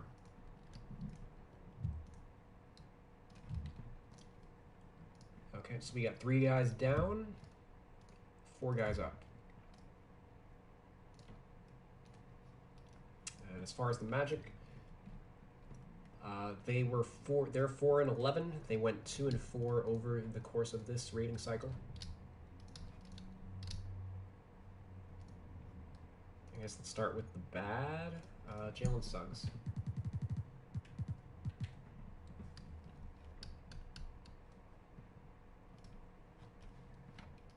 On the year, shooting 32% from the field, 24% from 3. 11 points per game on 12 shots per game. So no deep dive necessary for why he went down. But for this cycle, 35 from the field, 24 from 3. So, hey, he's trending slightly upward. But only 9 points and 4 assists per game. I think his minutes been dropping a little bit also as a result of his ineffectiveness. Cole Anthony. averaging 20 points per game, 7 rebounds, 6 assists, 42 from the field, up from 40% last year, 37 from 3, up from 34. For this rating cycle, he averaged 22, 6, and 6, 43, 33, 92 shooting. He had a 33-point game against the Utah Jazz and a 29-point, 11-assist game against the Hawks. He also led the Magic to a second win over the Knicks. So overall, 82, I can get behind that. Wendell Carter Jr., he continued to go up, is averaging 14 and 10, 2 assists per game.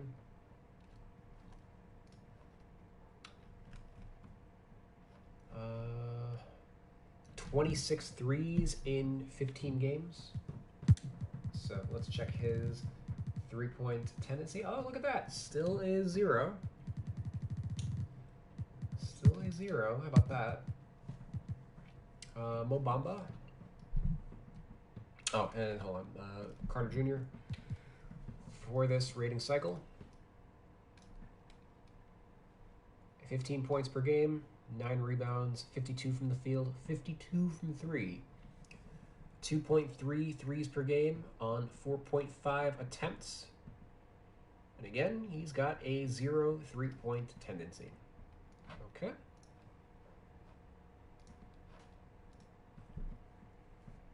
Mo Bamba. Career year for him. For this cycle, 11 points, 10 rebounds, 2.5 blocks, 1.3 steals, 2 assists. Only 41 from the field and 26 from 3, so not super efficient, but he's been doing everything else, so no problem with his rating going up. Franz Wagner, it's kind of like a poor man's bogey. For this rating cycle, he actually fell off, and his rating went up. Go figure. He's the last 6 games, 12 points per game, 5 rebounds, 2 assists, but only shooting 38% from the field and 25% from 3. So cooled off in a major way, averaging on the year 14 points, 4 rebounds, 2 assists, 45 from the field, 38 from 3. So they had him underrated to begin with. They should have boosted him up further from the 70.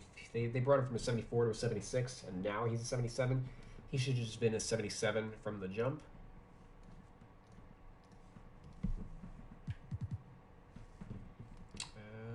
Yeah, let's get to the Dallas Mavericks.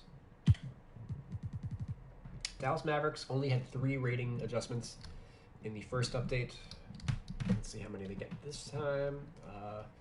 They are 9 and 5, and they went 4 and 2 over this rating cycle. So Luka down a point, Porzingis up a point, as he's been back to unicorn status for the most part. Jalen Brunson up 2 points. So already we've matched our rating change from the last one. Tim Hardaway Jr. down a point. Moses Brown is in the fucking G League, and he's the 5th highest rated player on the Mavericks. The 4th string center is the 5th best player on the team. Speaks for itself. Finny Smith down a point.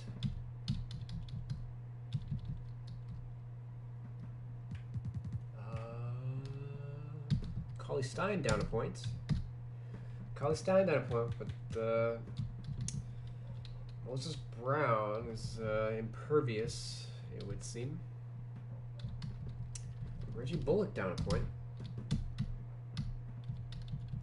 So yeah, two guards continue to drop, and the center ratings are a fucking joke in this game.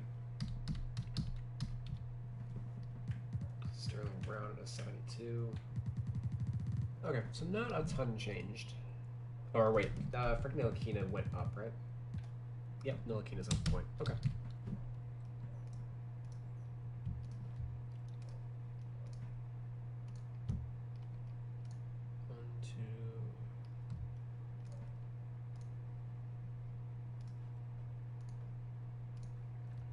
Okay, 3 Mavericks up.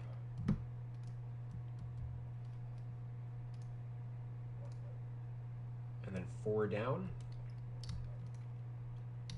5 down. 5 down. Alright, let's check out Luka.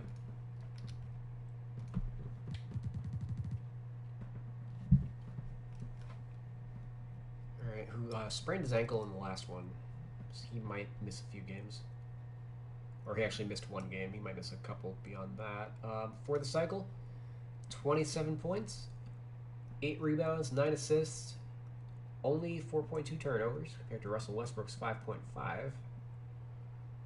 45 from the field, 39 from 3, 66 from the line. It's kind of picking up from the playoffs where he was choking at the line.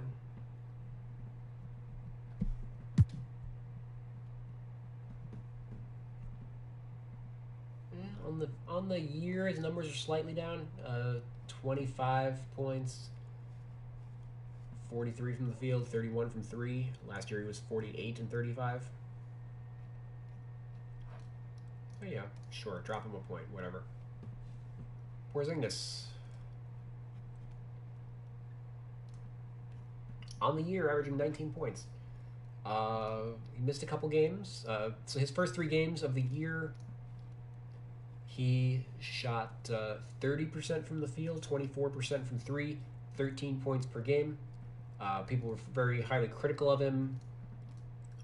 You know, he's never going to be the second star for Luka, etc.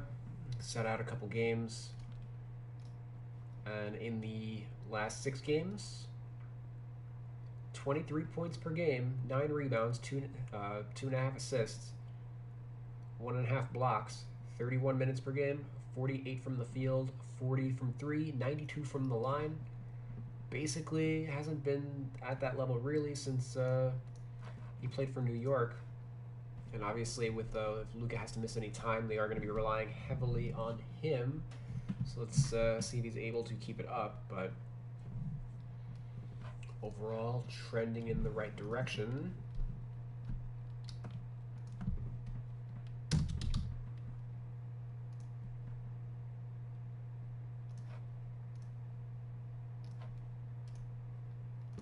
Adjust my spreadsheet real quick.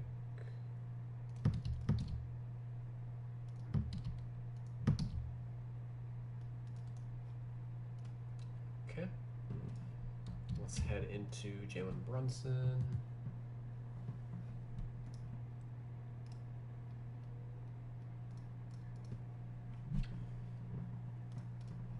Okay. Jalen Brunson was awesome at the... Well, he was awesome right before... he was awesome last cycle. He had 25 points and then 31 points, 10 rebounds on really good shooting in the 2 games prior to the end of last cycle. But for this cycle, he was solid overall. 16 points per game on 52% shooting, 27 from 3. So it was continuing solid play. He didn't have any explosive games, but you know, 50% from the field is still really good, especially for a point guard.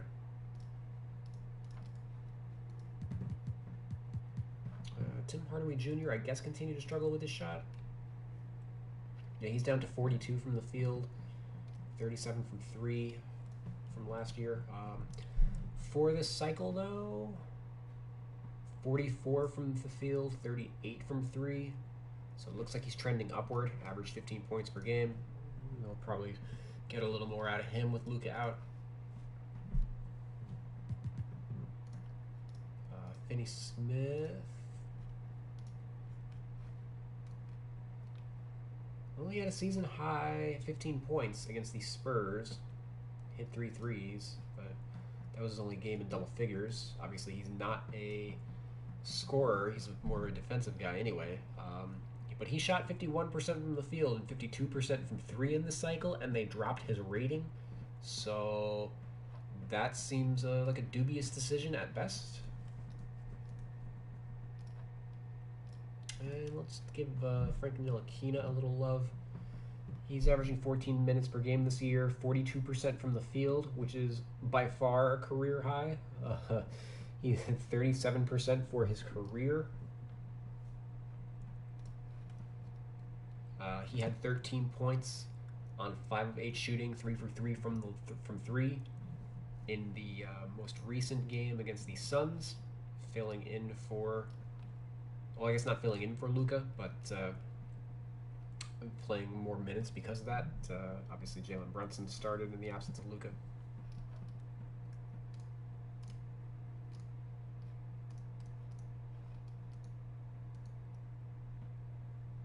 Alrighty.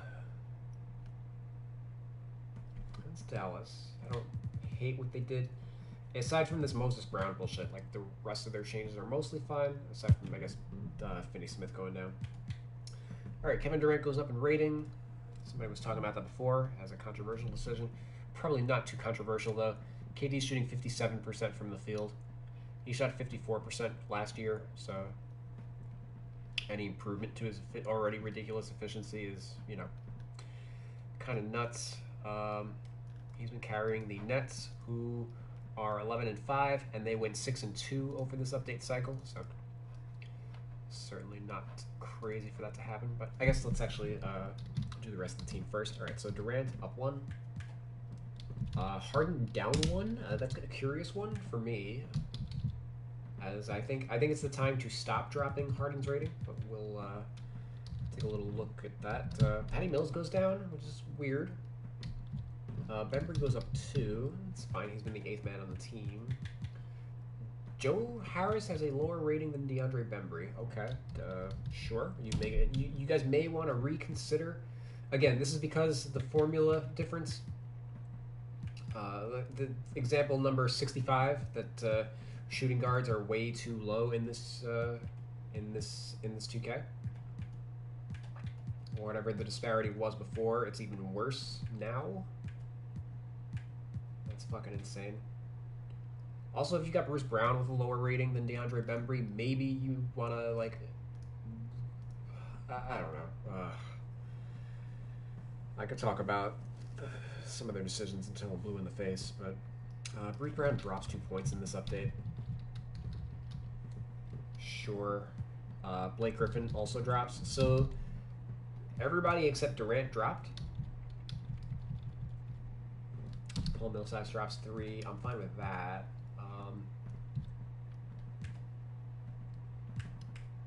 So the Brooklyn Nets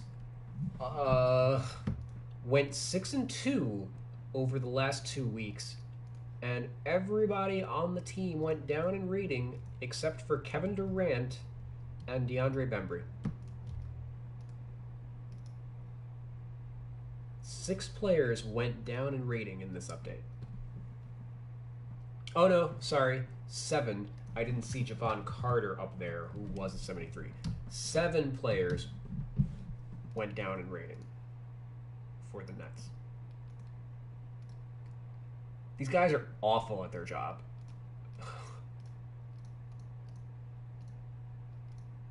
There's no other way around it.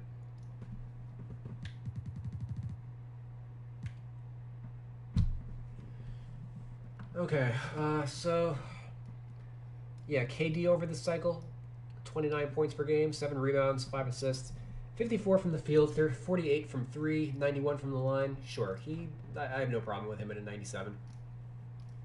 96, 97 is basically where he should be around. I don't like fixate on, like, oh well, the top players is, you know, Giannis is a 96, Durant's a 97. Like, that's very inconsequential. Like, all of the problems with the roster happen at the lower tiers. Like, it's everything underneath Durant that is a significant problem with the fucking ratings. You know, micromanaging, you know, where fucking, that's 2K's problem, is they're too focused on the star player ratings, and, like, this game is more than just star players. There's stars only make up 5% of the NBA, if that. All right, so Harden dropped. Let's dive into that. I'm just fucking. Oh my god, 4, 5, 8 players went down for the Nets. Okay, James Harden. A lot's been made of his free throw rate not being what it was, but he's picked that up of late a lot. And he's it hasn't really been talked about, but this is like the best 3-point shooting year of his career so far. I mean, he does a lot of that off the dribble still, so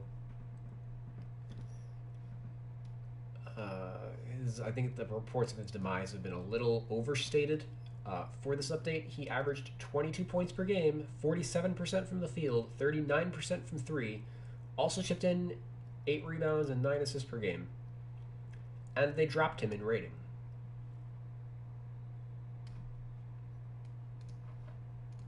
Okay.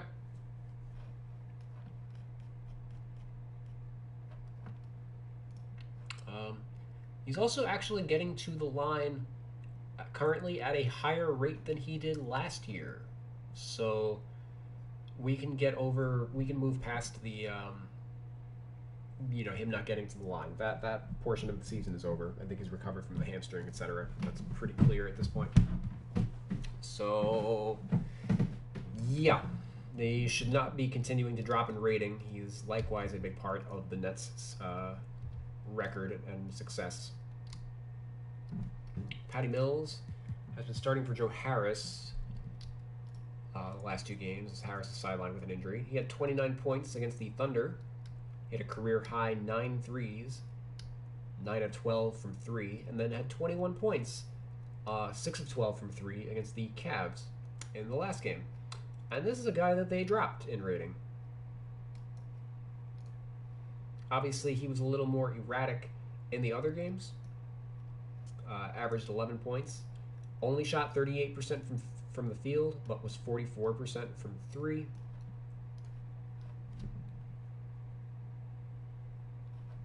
Yep. I don't think I would have dropped him either. Joe Harris has obviously struggled, kind of on par with Duncan Robinson's struggles. Well, you know what? I say that, but he's up to 47% from 3 on the year. So he hasn't been struggling anywhere close to Duncan Robinson.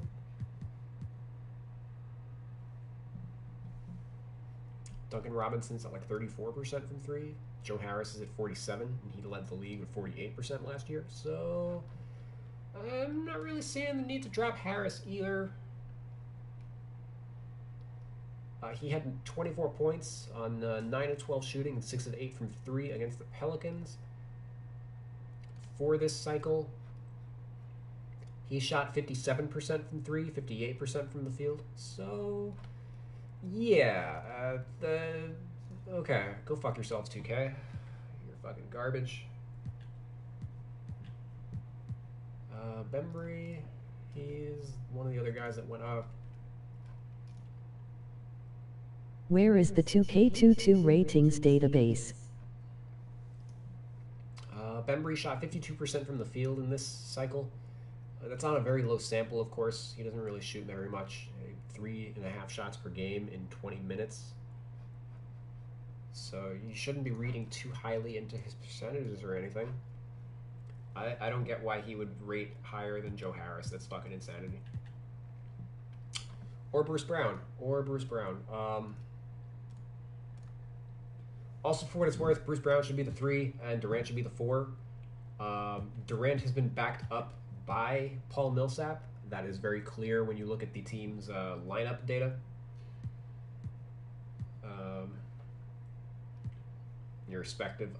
Completely irrespective of the massive size difference between the two.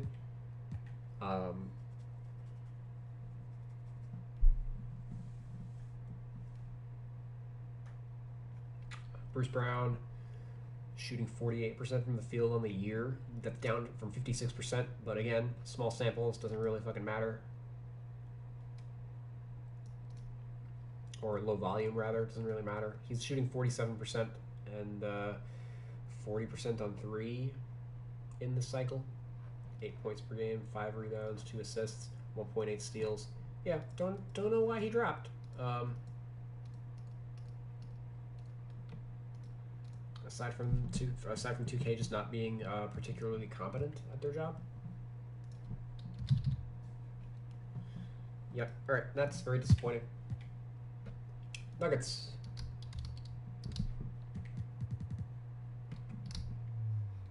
Okay. Denver Nuggets are also 9-5. Or sorry, the Nets are 11-5. Nuggets have not played as many games. Nuggets 9-5. They went 5-1 in this cycle, even though Michael Porter Jr. was out with injury for a lot of it. And I think that's partially because Michael Porter Jr. was holding them back based on his the level he was playing at. He was, I guess, playing through some back pain and not being particularly effective at it. So they sideline him and they start winning. Let's check out. So Jokic goes up a point. Finally, they did something right. Barton up 2. Okay. Gordon up 1. Or no, Gordon no change. Morris down 1. Porter down 1. Dozier up 2. Campazzo down 2. Okay. Bones +2, I think. Yep, +2. Jeff Green -2, even though he's been starting for Porter. I guess we'll check that out. Jermichael Green -2. So again, same thing with the Nets. The team is winning, but they're attributing it like entirely to the star player, and not to any of the role players for the most part.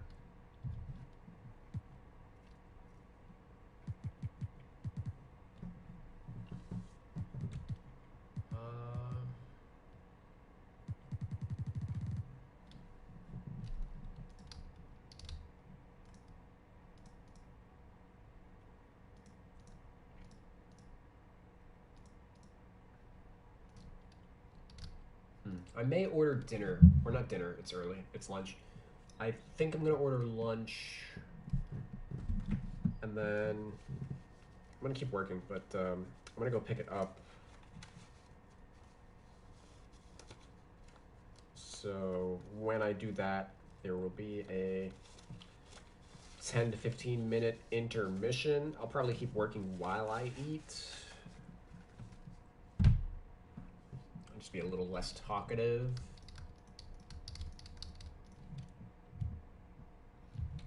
I don't want to break the stream up into 2 separate videos. I'll just mark like a timestamp or whatever for when to skip to.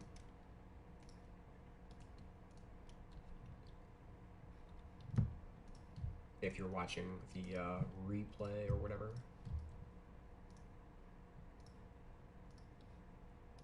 So. 1, 2, 3, 4, 5, 6, 7, 8. Nuggets had their rating changed. 4 up, 4 down.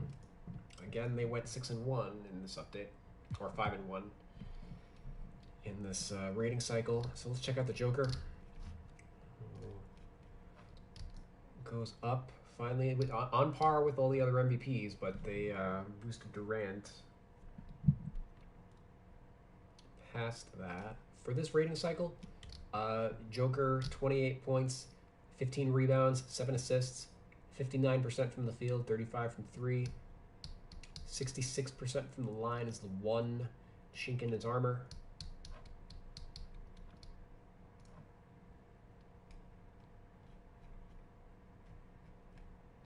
Yeah, he was at 87% from the line last year. This year only down to 74%, but otherwise he's just been better across the board than his MVP season. He led the league in player efficiency rating last year with a 31, which is like historic for a center. Basically Shaq and Wilt tier offensively.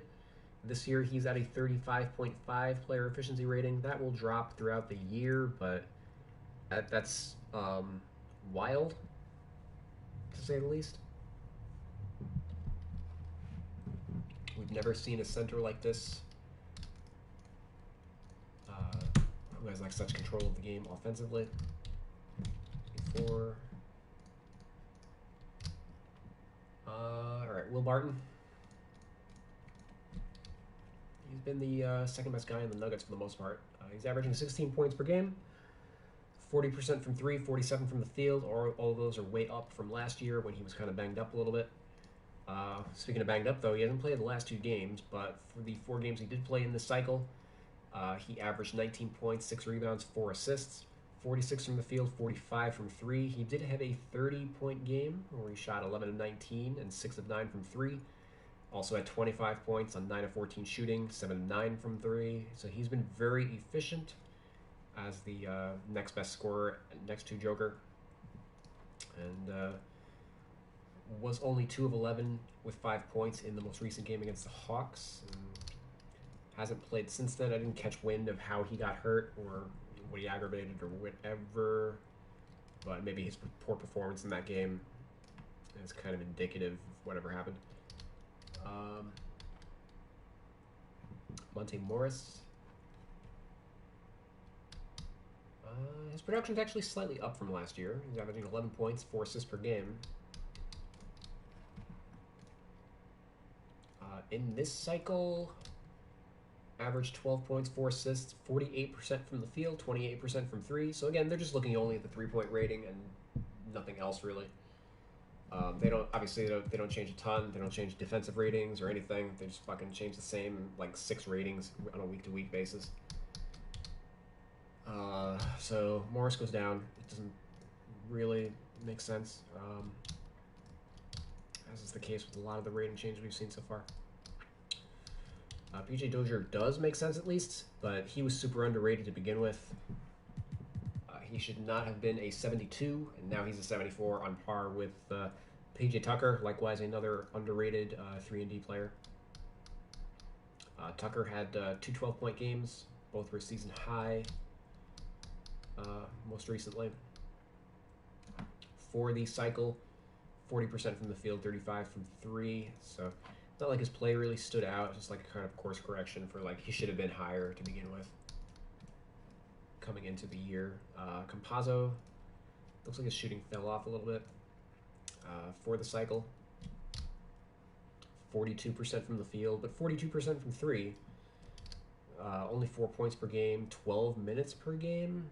So I guess he's lost a lot of time to Bones Highland in the rotation. Let's check out the Boner. Boner averaging 9 points per game, 2 assists, shooting 41, 34, 92 at present. For the cycle, which is the most of his playing time. 38 from the field, 32 from 3, 92 from the line. Just hasn't been like crazy efficient or anything. 9 points on 8 shots. But, they've been rocking with him. He's technically like Dozier, Campazzo, and Highland are all 74. Those are the highest rated bench players on the team at present. Jeff Green is in the starting unit, and they dropped his rating, so let's see what that's about. Green had 3 double-figure games. For this cycle, 10 points per game, 42 from the field, 21 from 3. So again, they're only looking at the 3-point percentage and not really anything else.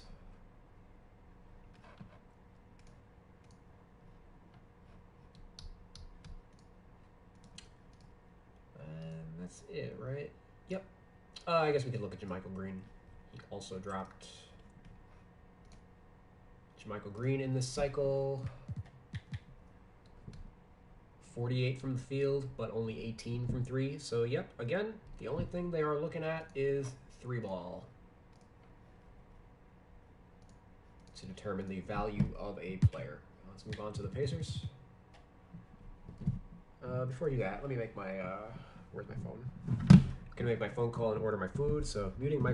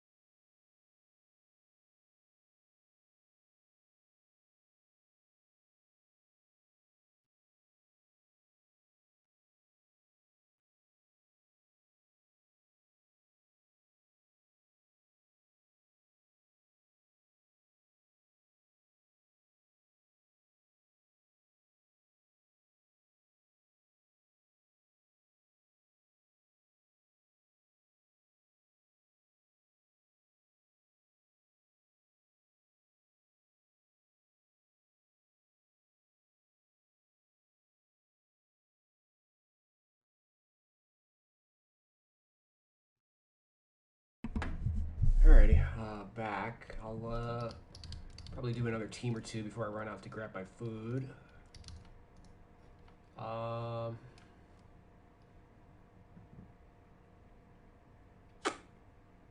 Pacers.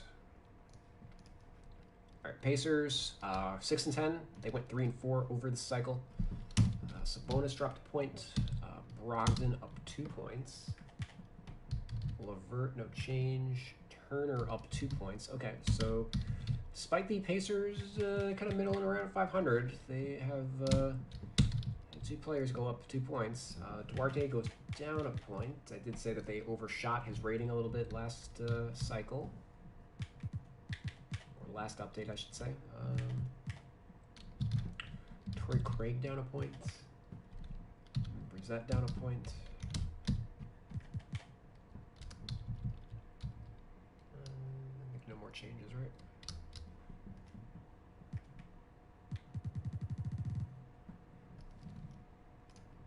Okay.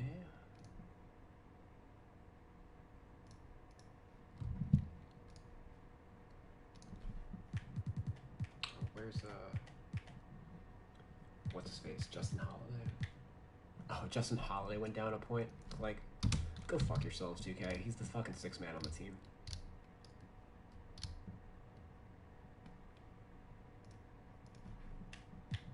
Okay, and Turner and Brogdon went up, and then 4 guys went down, so 6 Pacers edits.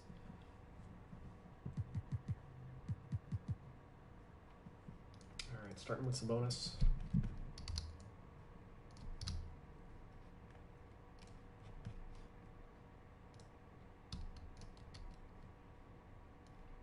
Uh, 16, 12, and 3, 55, 33, and only 59% from the free throw line in this cycle. Yeah, his only 16 points per game, eh? So it looks like his usage is down with LeVert and Brogdon healthy. So it would posit that his rating should be dropping if he's only going to be like the 3rd option on the team. Let's check out Brogdon, who went up 2 points. Brogdon, in the 5 games he played this cycle, 22 points, 7 rebounds, 6 assists, 45 from the field, 32 from 3, 71 from the line. So efficiency-wise, I'm not really seeing why he went up 2 points. Again, when you compare that against some of the players that we've gone through, seems very inconsistent the way they apply some of these rating changes. Looking at Miles Turner, who continued to go up. He went up 2 points in the last update, and another 2 points here. In this rating cycle, 12 points, 7 rebounds, 49 from the field, 42 from 3, 73 from the line. So probably just another, like, oh, he's shooting threes well. That's all they care about. As, like, basically all of his numbers otherwise are on par with what they were at last year. He still has a great block rate. Led the league over the last 2 years in that. And don't get me wrong, his three-point shooting is important. 42% from 3 versus 34% last year, that's substantial. I'm just not seeing, like, I don't know if that's worth 2 points on its own. Really 4 points when you factor in that, or he started off as a 79 to start the year, so he's up 3 on the year. Chris Duarte down a point. Obviously, he's been his numbers are down a little bit now that everybody's healthy. He's actually been out of the lineup the last 2 games, and the 5 games he played this cycle, 9.6 points per game, 4 rebounds, 2 assists, 42 from the field, 33 from 3, 25 from the line, basically 1 for 4. So, yeah, it's gonna trickle back down, I think, to like 76 overall tier. There's no way, based on what he did in this cycle, that he merits a 78 overall. Obviously, that's based off what he did in the first 2 weeks of the year.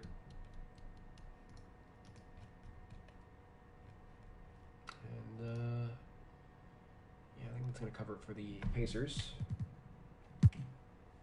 Pelicans, who are 2-14. They went 1-6 in this cycle, so I'm sure that a whole bunch of their players are going to go up in rating.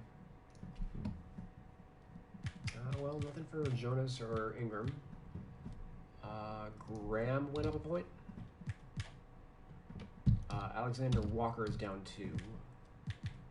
Josh Hart is up 2 points.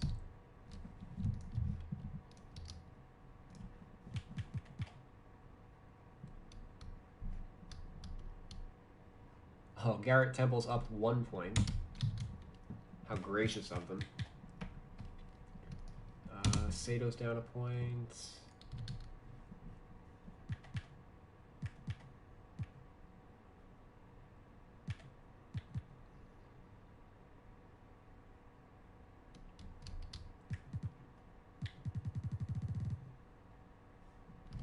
All right, not a ton of changes.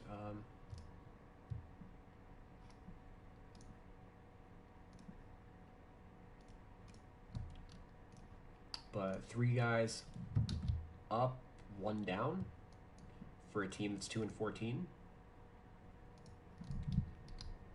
Or wait, no. Najee Marshall went down a point. Yep, okay. All right, 3 up, 2 down. Obviously, a bunch of their guys are rated low to begin with. Brandon Ingram missed most of the cycle. He played the last 3 games and shot 41% from the field, 29% from 3, 96 from the line, averaged 23, 4, and 4, which is fine. Devontae Graham is up a point. He kind of struggled a little bit this cycle. Shot 40 from the field, 35 from 3, averaged 13 and 5 otherwise. I mean, like, I guess he's fine at like an 80, but I don't know. Alexander Walker, he's been struggling. Well, it looks like he actually picked up this cycle. He had a 33-point game, a 21-point game, and a 24-point game. Obviously, his shooting numbers matter, so let's see. 42 from the field, 33 from 3, 72 from the line, averaging 18 points per game on 15 shots per game. That's probably a lot better than his first 2 weeks. His first 2 weeks, he shot 36% from the field, 26% from 3. So they are a little late to the party. They boosted his rating by 3 points in the last update, despite his poor shooting, and then they dropped him back down 2 points, even though he's been better, and because they're basically just fixing the mistake that they made in the first 2 weeks of the season. So that's really what that update is about, more so than like reflecting his actual play. Let's see Josh Hart, who's he started a bunch of games for Brandon Ingram, and I think is continuing to start next to him for Zion. I'm not 100% sure. He had a 22-point game, a great rebounder. For this cycle, 47 from the field, 44 from 3. Oh, okay, there we go. 12 points per game, 7 rebounds, 5 assists. 5 assists is pretty good for him. It's a lot higher than usual. I haven't been checking out the ratings very much so far. 69 pass vision. Okay, so they did boost that. All right. And Garrett Temple, I'm sure, has been playing enough to merit a rating increase. His numbers don't... Well, he had a 17-point game and a 12-point game in this cycle. 41 from the field, 46% from 3. So again, all the rating cares about is the that 3-point percentage.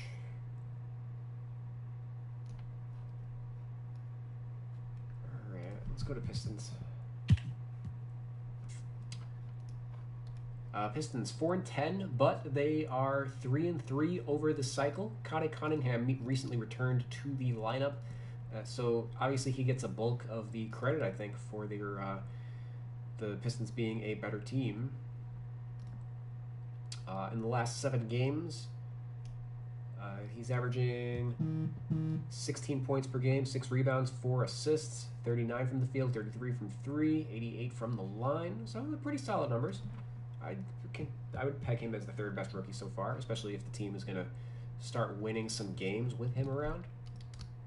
So obviously his rating did not change. Still at an 80. Jeremy Grant went up 2 points. Kind of fixing the mistake of last update. Isaiah Stewart, same. Olenek is out. Trey Lyles up a point. He's been their best backup for the most part. Corey Joseph up a point. Likewise fixing a mistake. Diallo down 2 points. He really hasn't been playing for the team. Saban Lee, ditto, down a point. Frank Jackson, likewise down a point. Lippers, Garza, blah, blah, blah. Killian Hayes, of course, the starting point guard, has a lower rating than all of them. Which I'm not a Hayes fan, but that's just ludicrous to me.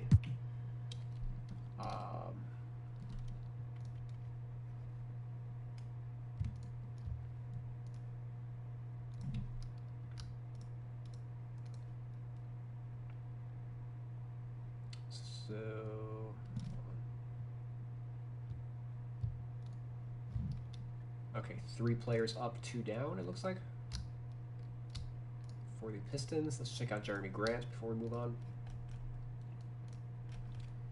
Jeremy Grant, in this update, he had a 35-point game against the Rockets, a 27-point game against the Sixers, 24-point game against the Raptors, 19 points against the Pacers. Averaged 19 points per game on 42 from the field, 30 from 3, or 31 from 3, 85 from the line. Compared to his first 6 games of the year, he averaged 17 points on only 39% from the field. So yeah, he has been a little better. Let's go over to Toronto.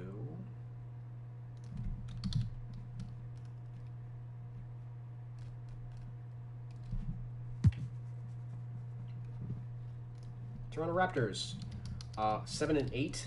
They were 1 and 5 in this cycle. They've kind of fell off a little bit, which coincided with the return of Pascal Siakam. So we'll check out him, even though he didn't have a rating change. Fred VanVleet's up a point. I've previously posited that he should have the highest rating on the team. +1 for Gary Trent Jr.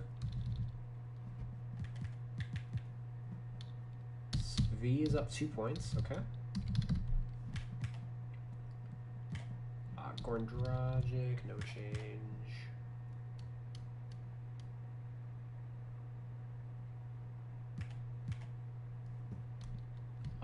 Benton. Ooh, all right, we got a big mover. Benton's a +5. I've already mentioned that he was the most underrated player in the last update. So this is more, he's got a higher rating than Malachi Flynn, which is important. He's been the backup point guard rather than Goran Dragic this year.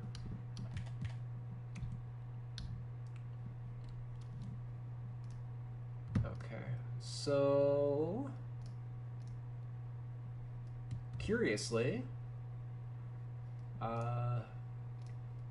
4 players go up in rating for the Raptors, but they went 1 and 5 in this rating cycle. So something's clearly a little off there. Let's investigate. All right, so let's start with Fred VanVleet. Leading the league in minutes per game. The last 5 games, 39 minutes per game, 21, 5, and 7. 42 from the field, 48 from 3, and 93 from the line. Okay. Got no issues with him going up. If anything, him being in an 83 and Mike Conley being an 84 looks dumb, if you ask me. But Gary Trent, 30 35 minutes per game on the year.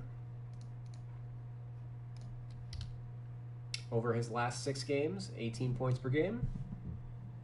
Shooting 49 from the field, 37 from 3. And obviously a very good defensive player as well. Svi, let's see. He didn't actually go crazy in this update, so that's more or less updating what he was before. He averaged 15 points in like the last 3 games of the previous cycle, but didn't do a ton after that.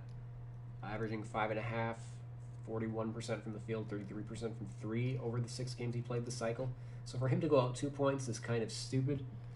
Considering, again, I just want to throw this out there, Svi Mykhailiuk is a 77 overall. Joe Harris is a fucking 75. Duncan Robinson is a 75. Like, get some perspective, guys. And again, it's worth noting, because he's a small forward, he's rated 2 points higher than he otherwise would, but oh god. Insanity.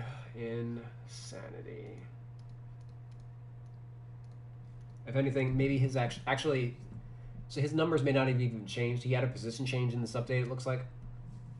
He was a 2 guard as well, so if it stands to reason that his rating change is probably just due to his position change only. Let's check out Banton.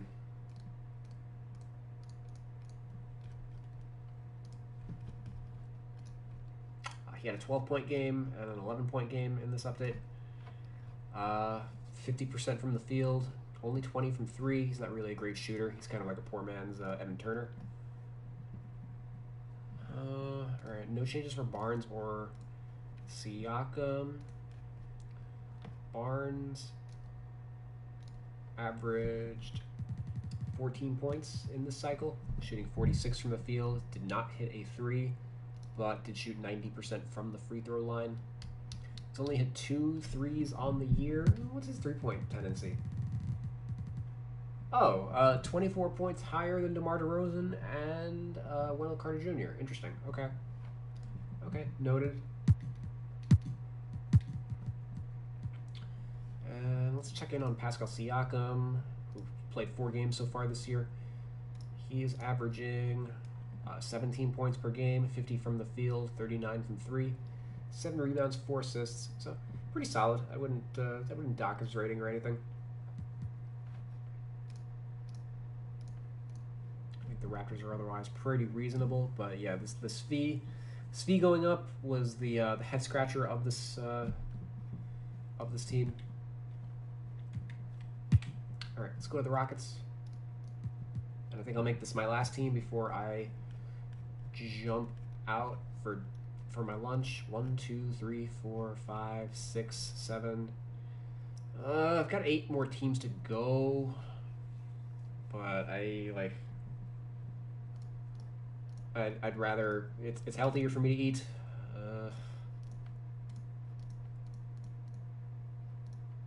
I'll be a little wacky if I just work straight through. All right, Rockets. Christian Wood went down. That's interesting. He's the only one playing well on the team. Jalen Green is impervious to rating change, would seem. Eric Gordon goes down a point. Okay. Tate up a point. Martin Jr. Porter's down 2 points? Come on.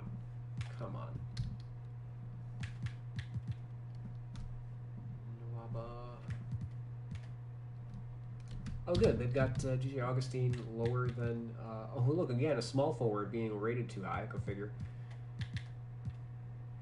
Yeah, Augustine and House are rated lower than a player in the G League at the moment. Okay. All right, not a ton of rating changes for this team.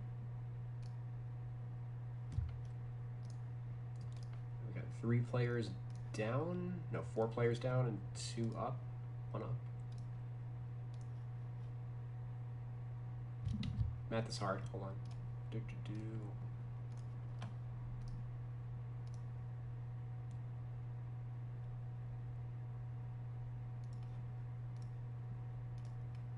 4 down, 1 up. Okay. All right, so I guess let's see Tate, since he's the one player that went up. Tate played pretty well this cycle. Averaged 13 points, 52 from the field, 33 from 3. 7 rebounds also. Okay. Jaylen Green, he did not change in rating. Well, let's check him out. Averaging 14 on the year. He had 21 in this last game against the Thunder. He had 23 against the Pistons. He had 3 games where he scored 9 points. So there's also that. 14 points per game, 3 rebounds, 2 assists, 35 from the field, 23 from 3. It's fucking ludicrous that... so they dropped Jalen Suggs 3 points already. 2 or 3 points already, I think. But Jalen Green's basically been as bad, and he hasn't been touched yet, so that's silly. The Rockets are the NBA worst 1-14. They went 0-8 in this rating cycle. The only team that went winless. They've lost 13 in a row, I believe. So their ratings, while 4 players did go down, there should have been more. I think Green should have been one of them. Kevin Porter Jr., he's the big dropper on this team. Let's see why. I mean, I'm not really seeing that either. He shot 33% from the field, 28 from 3, so I guess that's the reason. But did average 13, 4, and 5. Had a 20-point game, a couple 18-point games, but beyond that, he did have a 2 for 11 game. I think he's not super efficient even in the big games, but neither's Jalen Green, and Jalen Green, again, is now a 79 versus Kevin Porter being a 75, rated lower than a couple guys that come off the bench. And let's check out Christian Wood.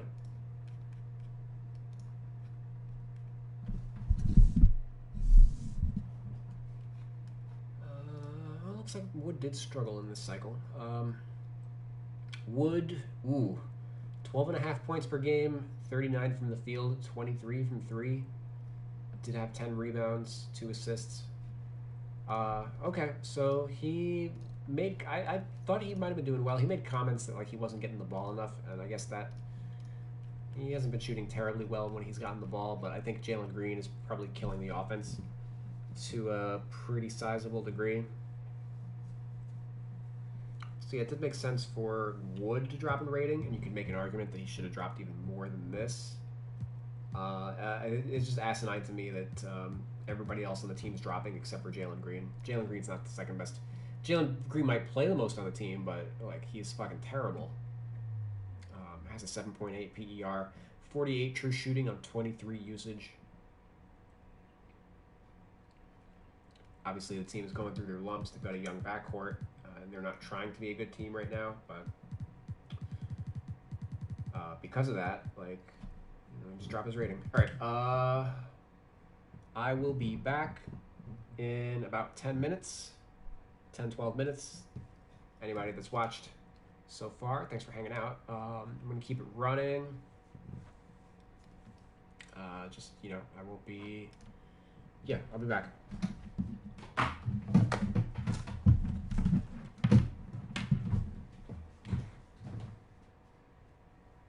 And I'll be nice. Hold on. Here, I know everybody cares about the Warriors. I keep getting questions on that, so I'll just leave that over there. But we will work on the Spurs as soon as I come back.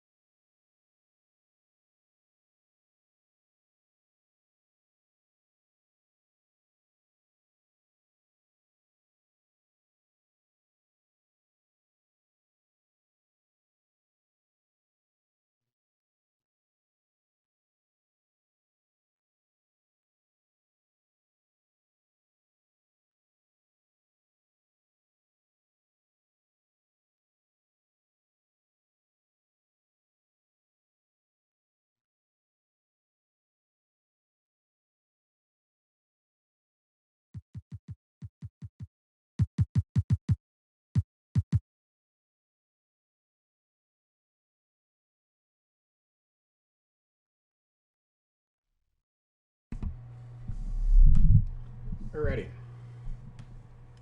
I am back.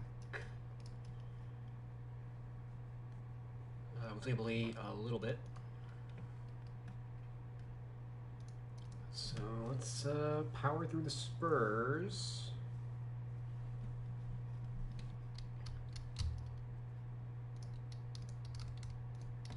Okay. Spurs 4-10. They were 2-4 in this rating cycle. Dejounte Murray, no rating change for him. Ditto Keldon Johnson. They've been without Jakob Poeltl. Derek White has struggled a little bit. He goes down in rating. Devon Vasel, he goes up a point. Drew Eubanks goes up 2 points. He was starting for Poeltl for probably the bulk of the update.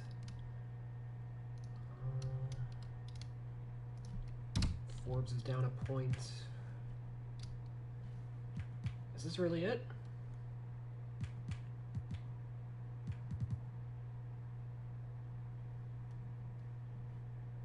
Okay, 3 players change in rating for the Spurs. Okay. I think that is the smallest. Oh no, 4 players. Okay, never mind. I think 4 players is still the smallest update we've gotten so far for a team. Let's check out Eubanks. He's the big mover for the Spurs this update. Eubanks. Yep, started every game this update. 61% from the field, 79 from the free throw line, averaged 10 points, 7 rebounds, 3 assists. Sub.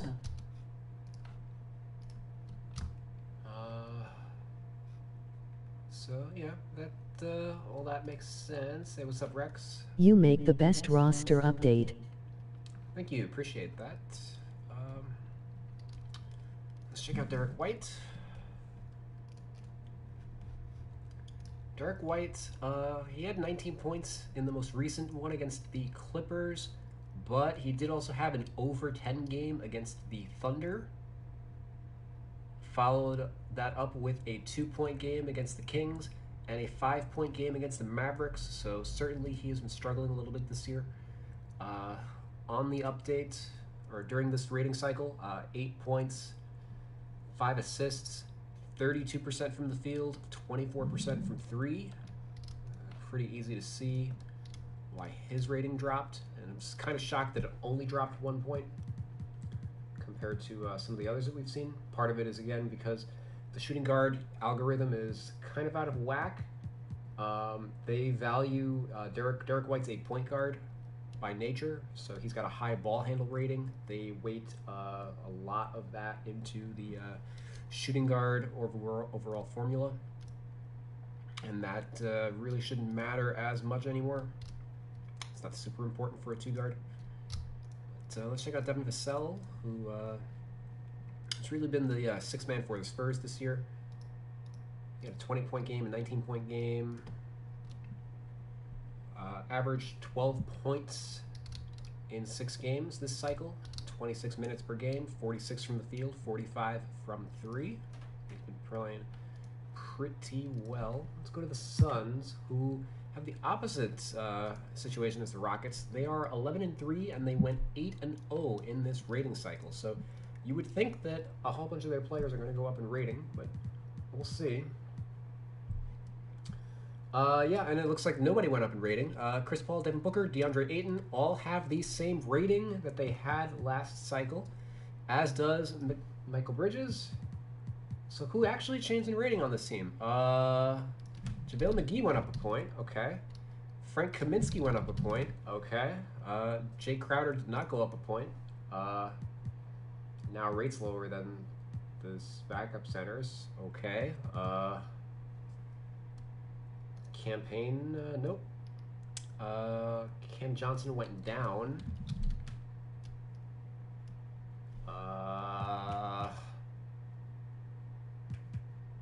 Okay, so yeah, the Suns went 8-0, and 2K basically did not notice.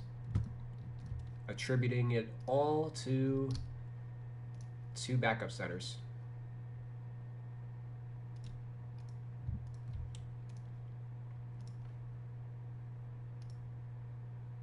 Wow.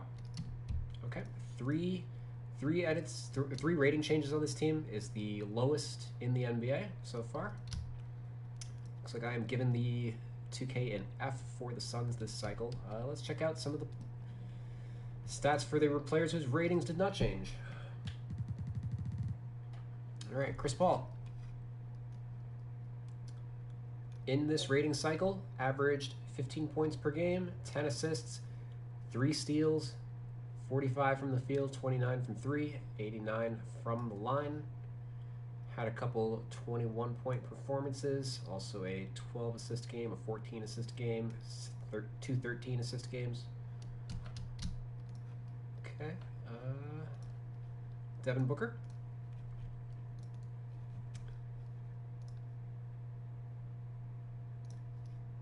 He had a season-high 38 points against the Hawks. And averaged 24, 7, and 5.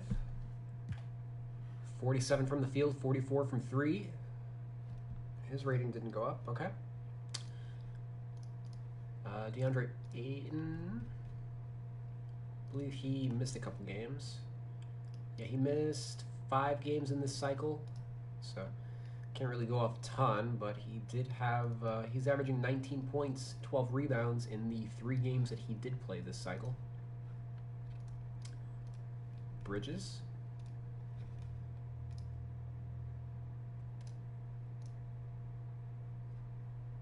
12 points, 49 from the field, 36 from 3. Doesn't really stand out in this cycle, but solid overall. All right, let's see JaVale McGee and Frank Kaminsky, our big movers. JaVale McGee started 6 games in this cycle, but only averaged 9 points, 8 rebounds in 18 minutes. I suppose it's not terrible. 63 from the field. Listen, I'll take him at 77 overall compared to like DeAndre Jordan and then Dwight Howard at 79, as we saw with the Lakers. But like, come on, what is Frank Kaminsky going up for?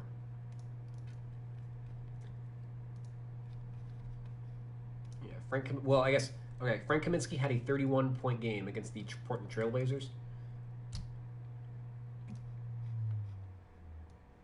But aside from that, averaging 11 points in 20 minutes, 56 from the field, 36 from 3 in this cycle.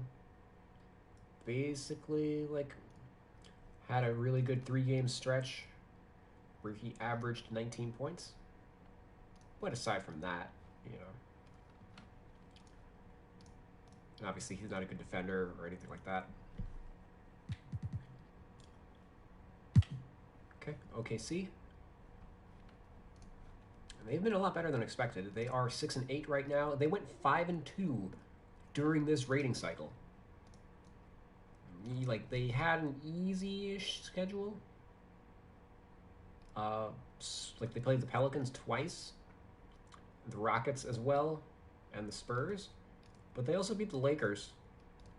And like, their only 2 losses were against the Thunder and, against the Nets and the Heat, 2 teams that they were, supposed to lose to. And if they're beating the teams that they're not supposed to necessarily lose to, that means they're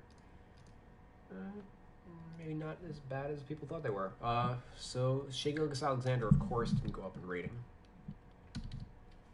Neither did Josh Giddey or Lou Dort.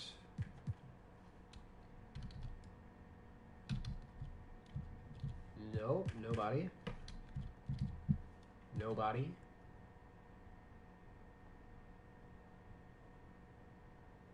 Nobody. Are we about to do it?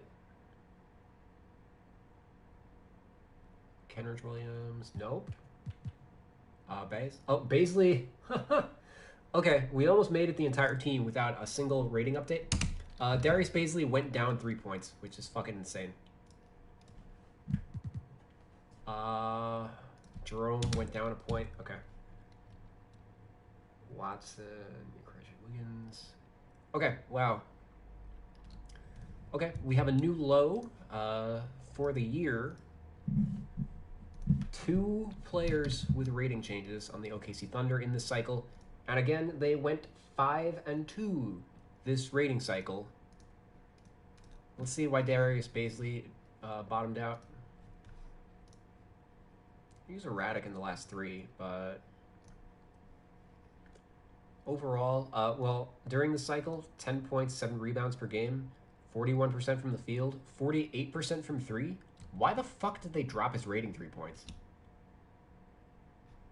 That basically makes no sense. Okay. Cool.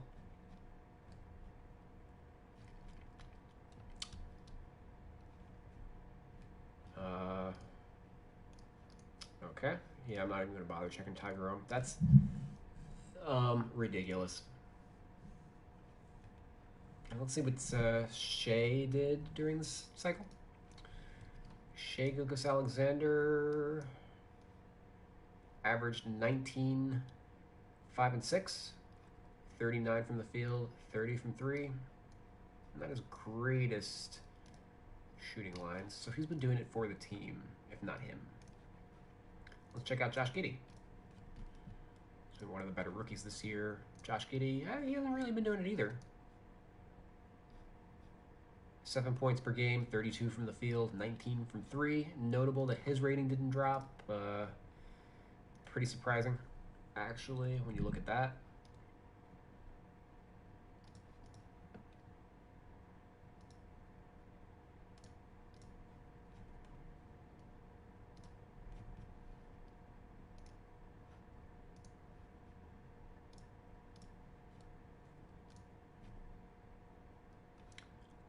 Lou Dort has killed it. Lou Dort should have gone up. Oh my god. Lou Dort averaged... Okay, for this rating cycle, Lou Dort averaged 22 points, 5 rebounds, 52% from the field, 33 from 3, 85 from the line. He had a 34-point game, 2 20s, a 22, 27. Specifically in his last 5 games. In his last 5 games, he's averaging 25 and 5, 59 from the field, 38 from 3, 79 from the line. Or 78 from the line. And his rating didn't go up. And his rating didn't go up. Pathetic. Minnesota. Wolves, 5-9, 2-5 in the cycle. The wheels are starting to come off them. Cats, looks like he wants out, but he's part of the problem, his leadership, etc. Let's see what his rating... Well, his rating went down a point. Anthony Edwards, no change. Russell down a point. Beverly up a point.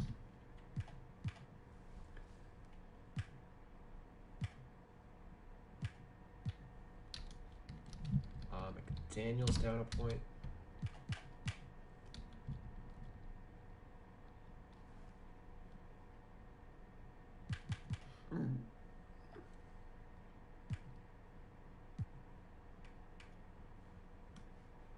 And McLaughlin down a point. Okay. Okay.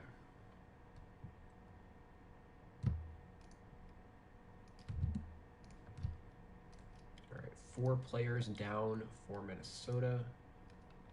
And only Beverly goes up. All right. Let's check out Towns.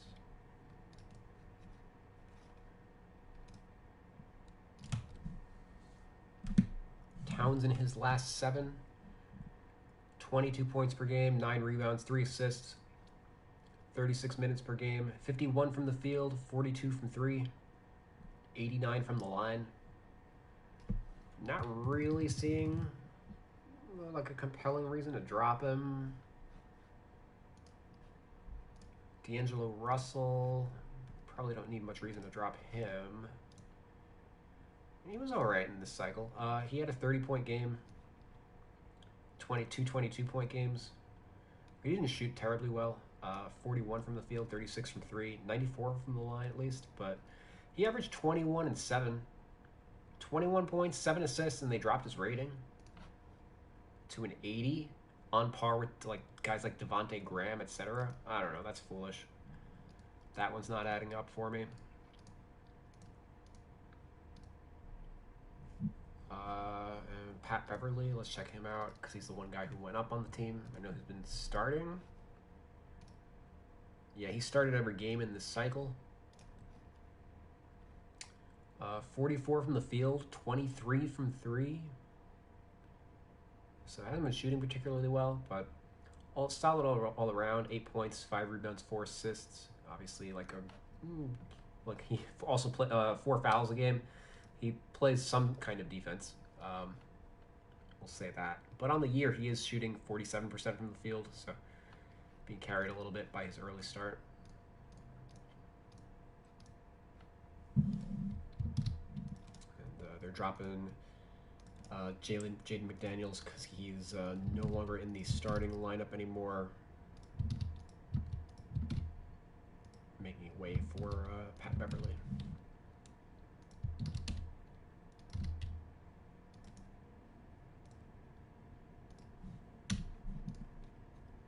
All right, let's go to Portland. All right, Dame Lillard continues to drop another 2 points. Oh, and before we start on them, Portland Trailblazers are 8-8, and they went 5-3 over this rating cycle.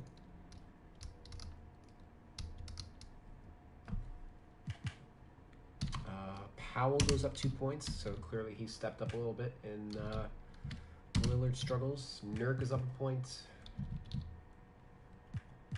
Simon's no change.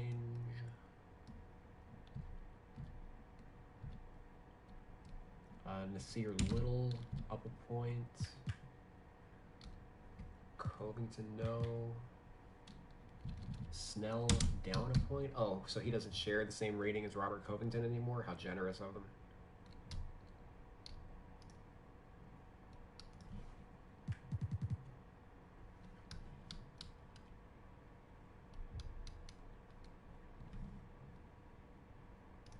Okay.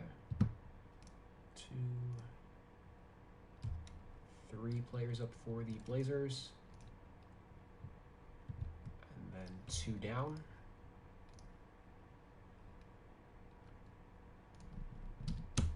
All right, let's check out Dame.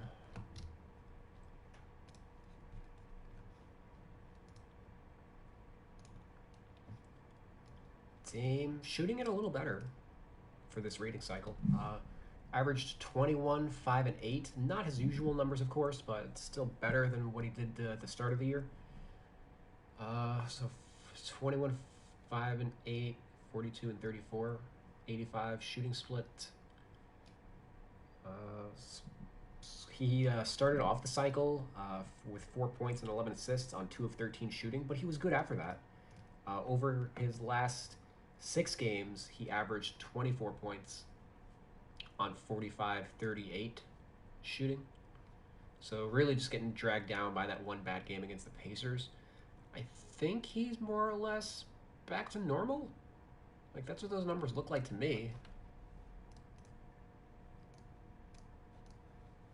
So I wouldn't want his rating to drop any further than what it is now. Let's check out Norm Powell.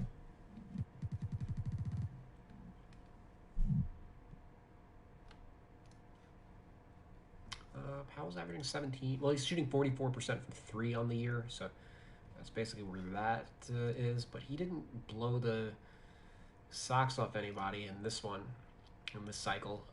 17 points. Shooting again, 48 and 46. He had a 25-point game, a couple 23s, but then a couple 13s and a 12 also, so not super consistent.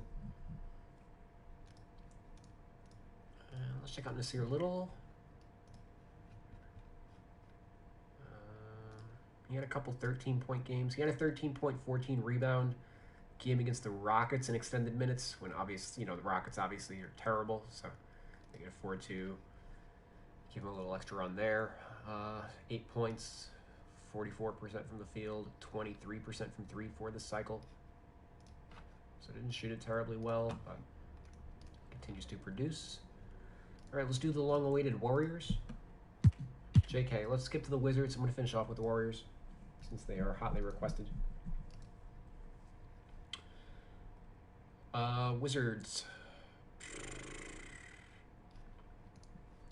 They are 10-4, and they went 5-1 in this update. So not quite as hot as the Warriors, but they are the number one team in the Eastern Conference, which nobody really saw coming.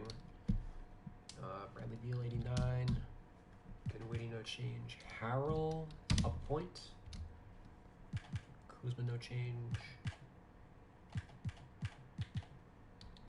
KCP, up a point. There's no way he should have been this low to begin with.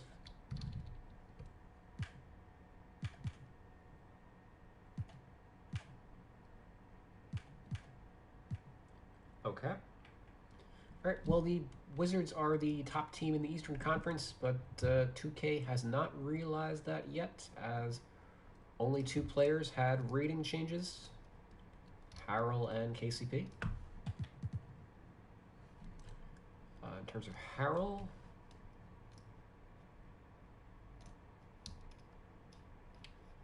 uh, 18 points, 7 rebounds, 3 assists in this cycle.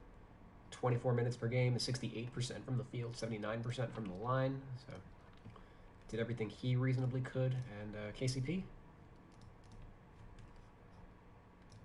was a little erratic in this cycle, but just, again, he shouldn't have been rated this low to begin with. Was rated lower than his backup previously, and like on par with a rookie. But he did not really do himself any favors in this cycle. 9 points per game, shot 32 from the field, 31 from three, 86 from the line. So for his rating to go up, despite that dismal shooting,